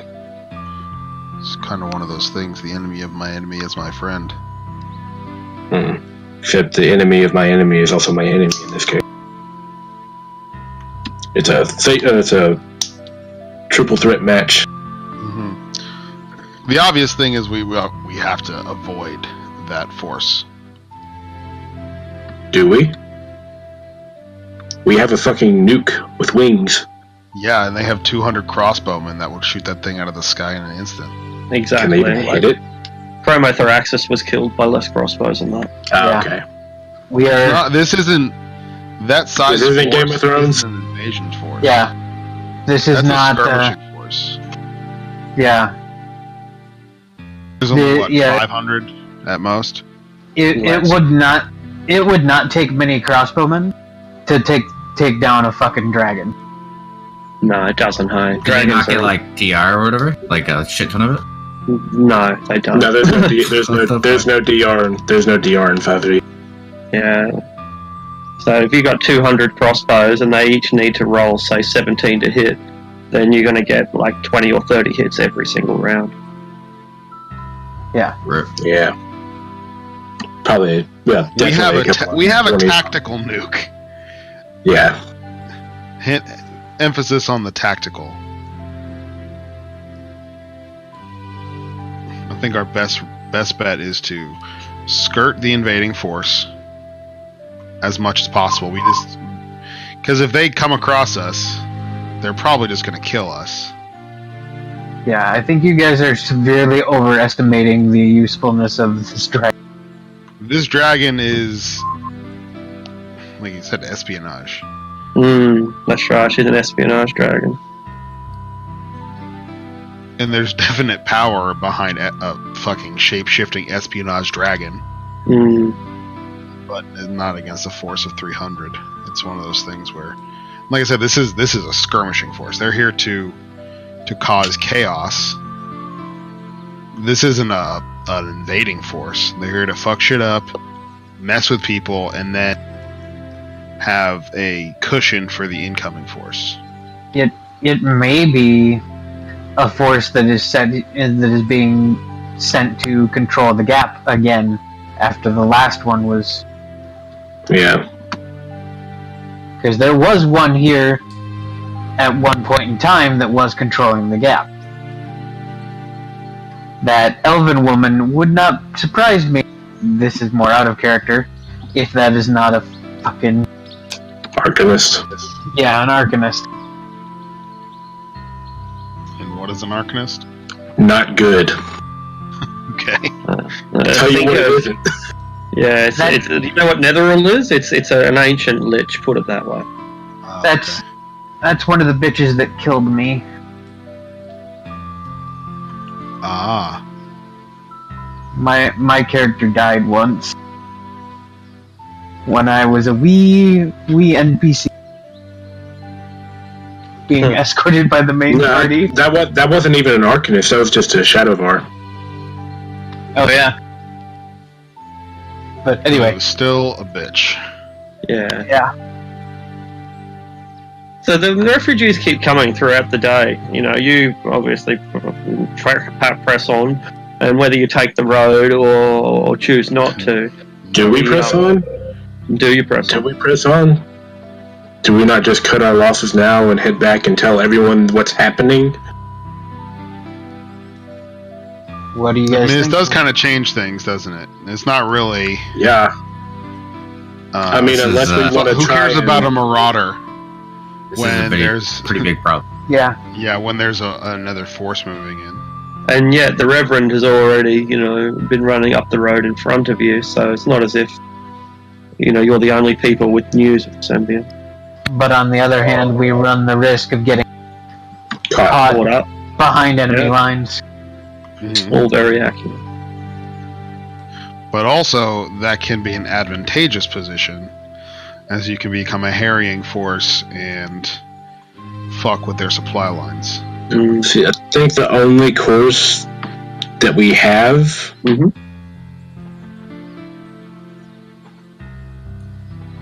is to either somehow skirt the invading force and try to find those 400 odd men that are pressed into service with the Halgar and try to sway them to our side and come up behind them from the rear, or just ride like hellfire to the fort if we can find it and do it before they get here. That's the only way I see how we can. I agree. I think we should find that fort. And if we not, need to find the fort. We need to find the fort. That's the. We can render it unusable, so they don't. So let's continue that way then. The decision is made. Well, we need to decide how we're going to do it. Are we riding slowly through the woods? Riding. I think that will be the best bet, because they're not. A force like that's not going to be going through the woods. It would be too much peril on the men, and it would take way longer, but it'd be exhausted. And plus, it'll be a little more. We can err on the side of caution. I assume we could cut through the south here, through the Thunder Gap, as opposed to going through Tilver's Gap, if an issue arises, because we can skirt right through the. Say it's here. We can kind of go through the woods, and then try to get. You can, but the Hulak Forest is a very dangerous place. Dangerous. Yeah. Braxton can tell you all about that. Like what kind of dangers? Like a hidden goblin army dangerous. Beholders. That's meta. Sorry, that's meta. Regardless, it is known for being a dangerous forest. It's the only forest in Cormier that is still Yeah, that is literally where Braxton grew up, though. Yeah, which means it's a great option. It actually is a great option. It's just a very dangerous option. Yeah. So anyway, that's a possibility. That's if we get out, or if we get caught, or it's a lot of ifs in that one. It's just an option because we could. I feel honestly that goblins would probably be easier to negotiate with. It's more than goblins. The other people. The other issue to take into account, though, is that would bring us even closer to Sembian territory. Oh, is that Sembian? I thought they were to the. It's to the south. It's to the east and south. Oh, okay. Yeah. Well, even see Lake Simber. See Lake Simber. And Simber. Yeah. Okay. Yep. Yeah. Yeah, it's to the southeast of that. Yeah. Oh, okay. And the Simber flow.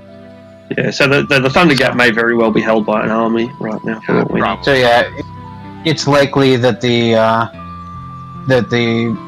enemy, that the Sembians are coming up from the southeast,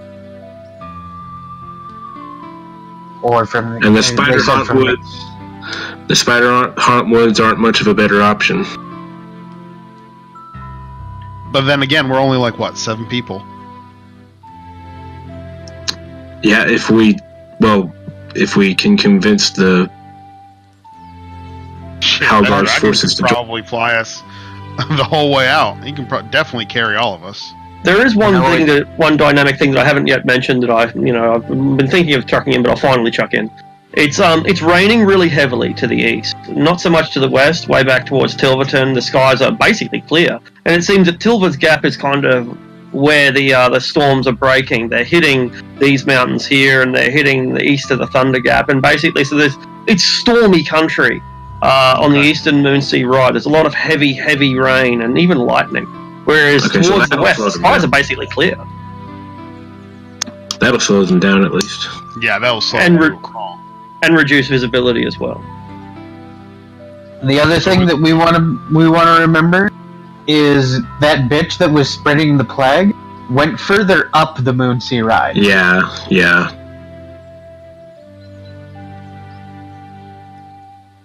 So that's fun. So could it be possible that this priestess is actually a priestess of Tolona in disguise? Who knows? It's a possibility. She came in here to sow destruction in Tilva's Gap.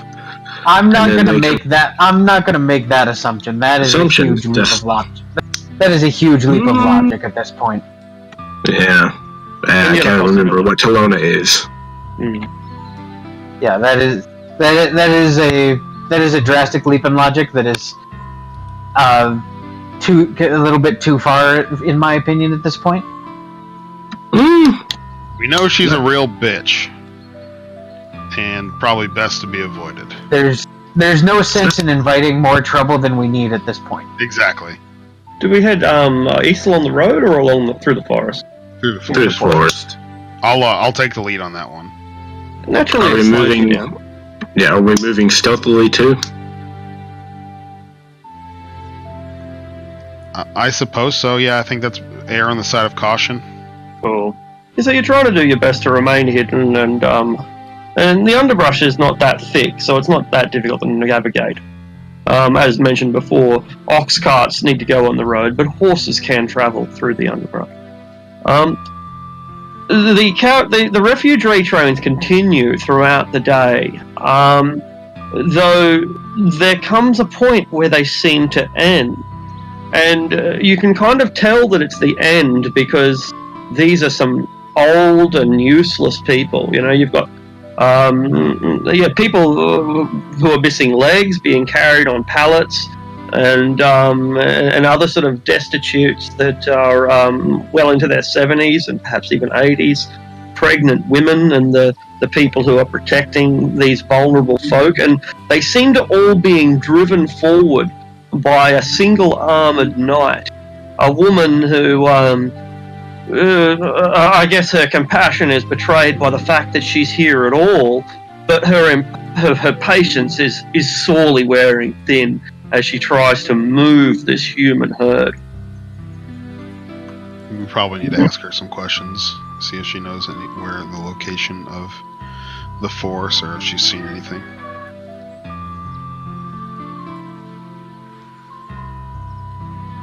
Go right ahead.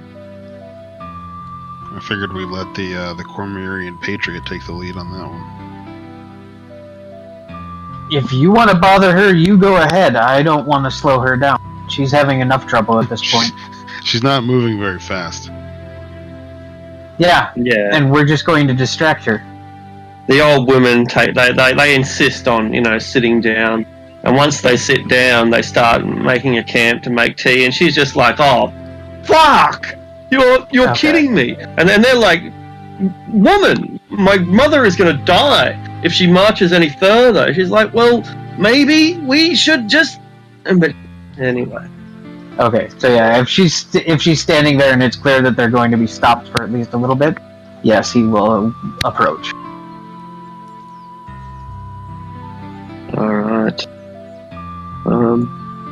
So yeah, she's still trying to drive them forward, but she's unable to do so. How do you approach? I guess he'll just ride up, and I guess he'll pull out the fucking banner. She has her sword drawn and her shield high until you come out, but then when she sees the banner, she lowers it and then raises this. She's indecisive at this point, defensive but not threatening.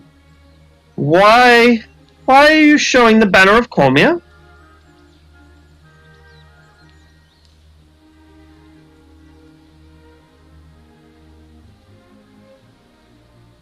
We're scouting.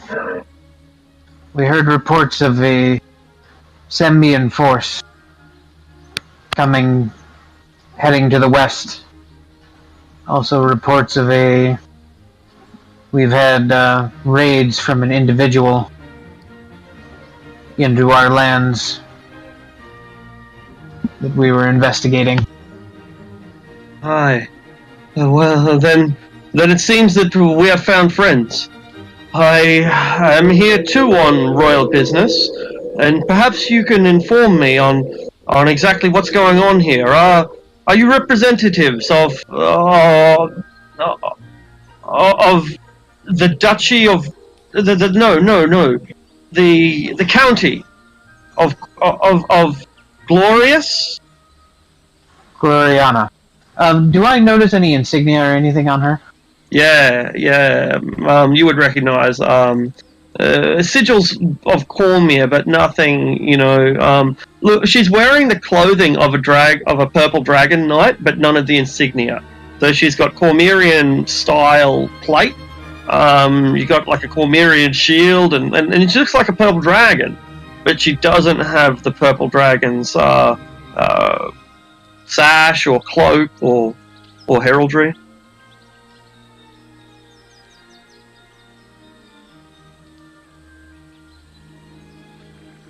Does this woman seem on the up and up? Well, I don't know what you mean. Because, I mean, it seems like she's missing parts of the uniform almost. Yeah, that's right. She's missing like any sort of insignia whatsoever. There's no. She's effectively dressed like a mercenary. Just happens to wear all Cormerian military issue equipment. Yeah. Okay. Alright. Have you heard about any of these individuals? Yes, of course. Halgar the Grim and his horde are stationed at Gundarak Hill, and it seems that they have just been joined by a small contingent of Sembians as well. Hundreds of them. I wish to go and investigate, but of course I have my priorities. I cannot let the people of the realm fall prey to bandits and wild beasts. But we are almost at Tilva's Gap, and I figure that after I have driven these cats through there, I can turn back and find out more information for myself.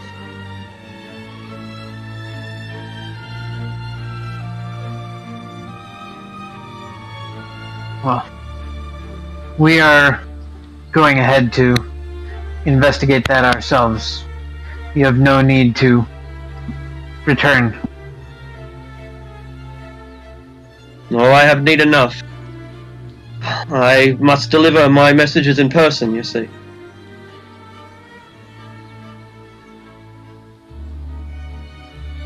And thus it is with my own eyes that I must witness this fort. Have you any way of turning back and escorting these people? I do not wish to abandon them, but I feel an urgency.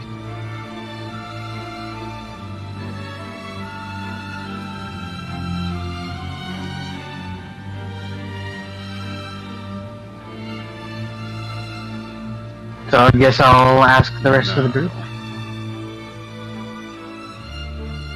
I don't think that's a good idea.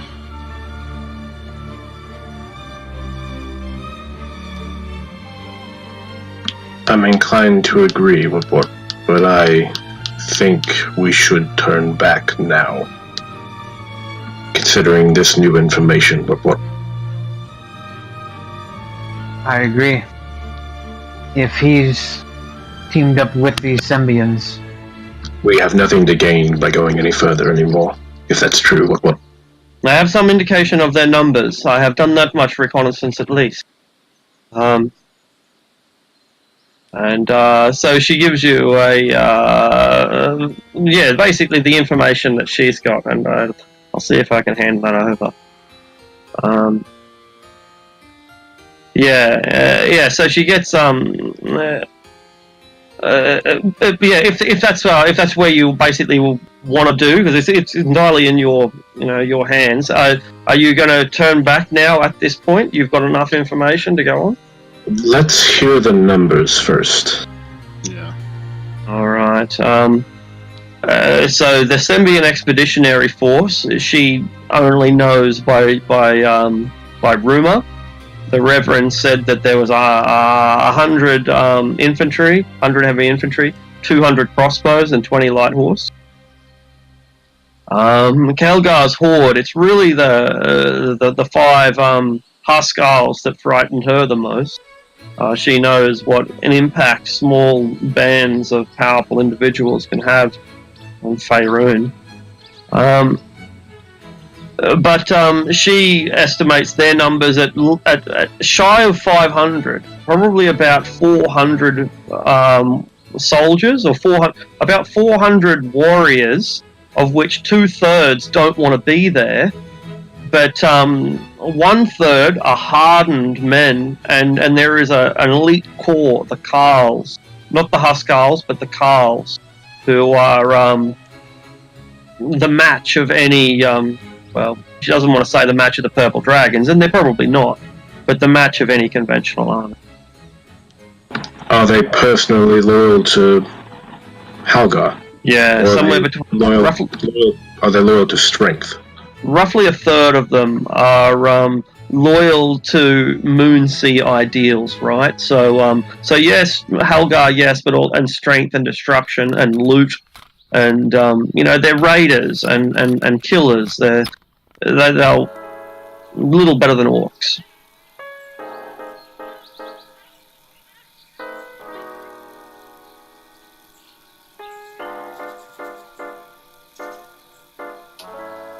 What do you think would happen to Halgar's force should he fall?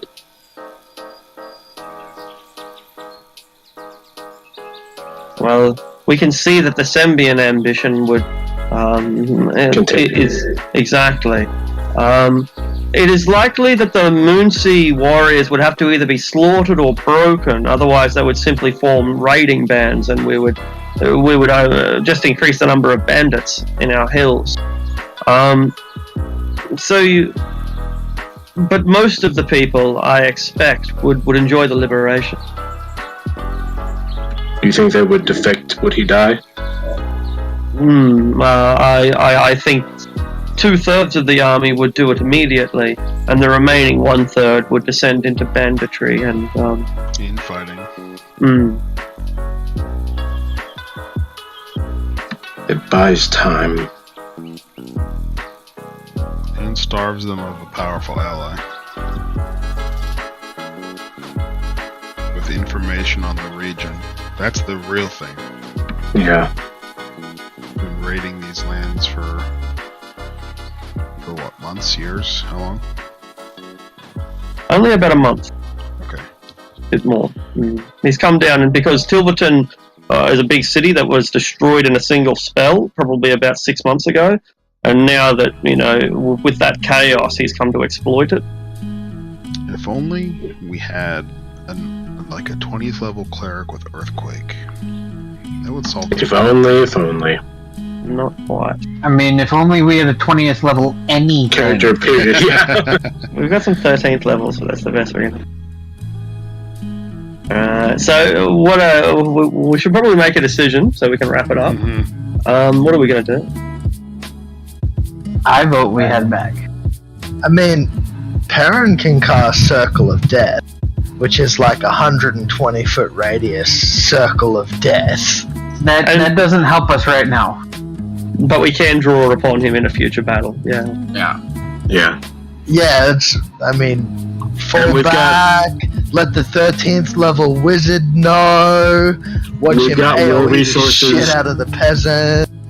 We've got war resources with the elephant chariots, and I'm assuming that we gave the manual to them, right? Yeah, Perrin has it, yeah. Yeah, so they might have been chunked, and they have the resources from Mount Roswana. No, So they could, yeah. Perrin doesn't have the manual himself. Oh, I right. let him make a copy. Oh, okay, you've got an idea. Oh, we have a copy, Oh, right. Yeah, we still have the original. Oh, very but good. he has a copy. He has a manuscript of it. Yes. Okay, cool. So they could have that was been- the whole thing, is that he was able to make a copy, and then he was like, I'm just going to start selling copies of it. Distributing, revolutionizing warfare. What is it? So with the manual, it's in the compendium, or not compendium, but the handouts. It's in tomes. Oh, All right, okay. I'm going to have to go. So, are we going forward or back? I say back. Back. All right. This is the report that she provides you with.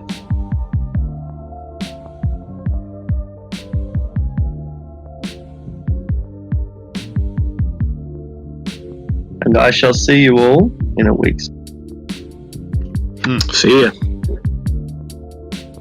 Yeah, that's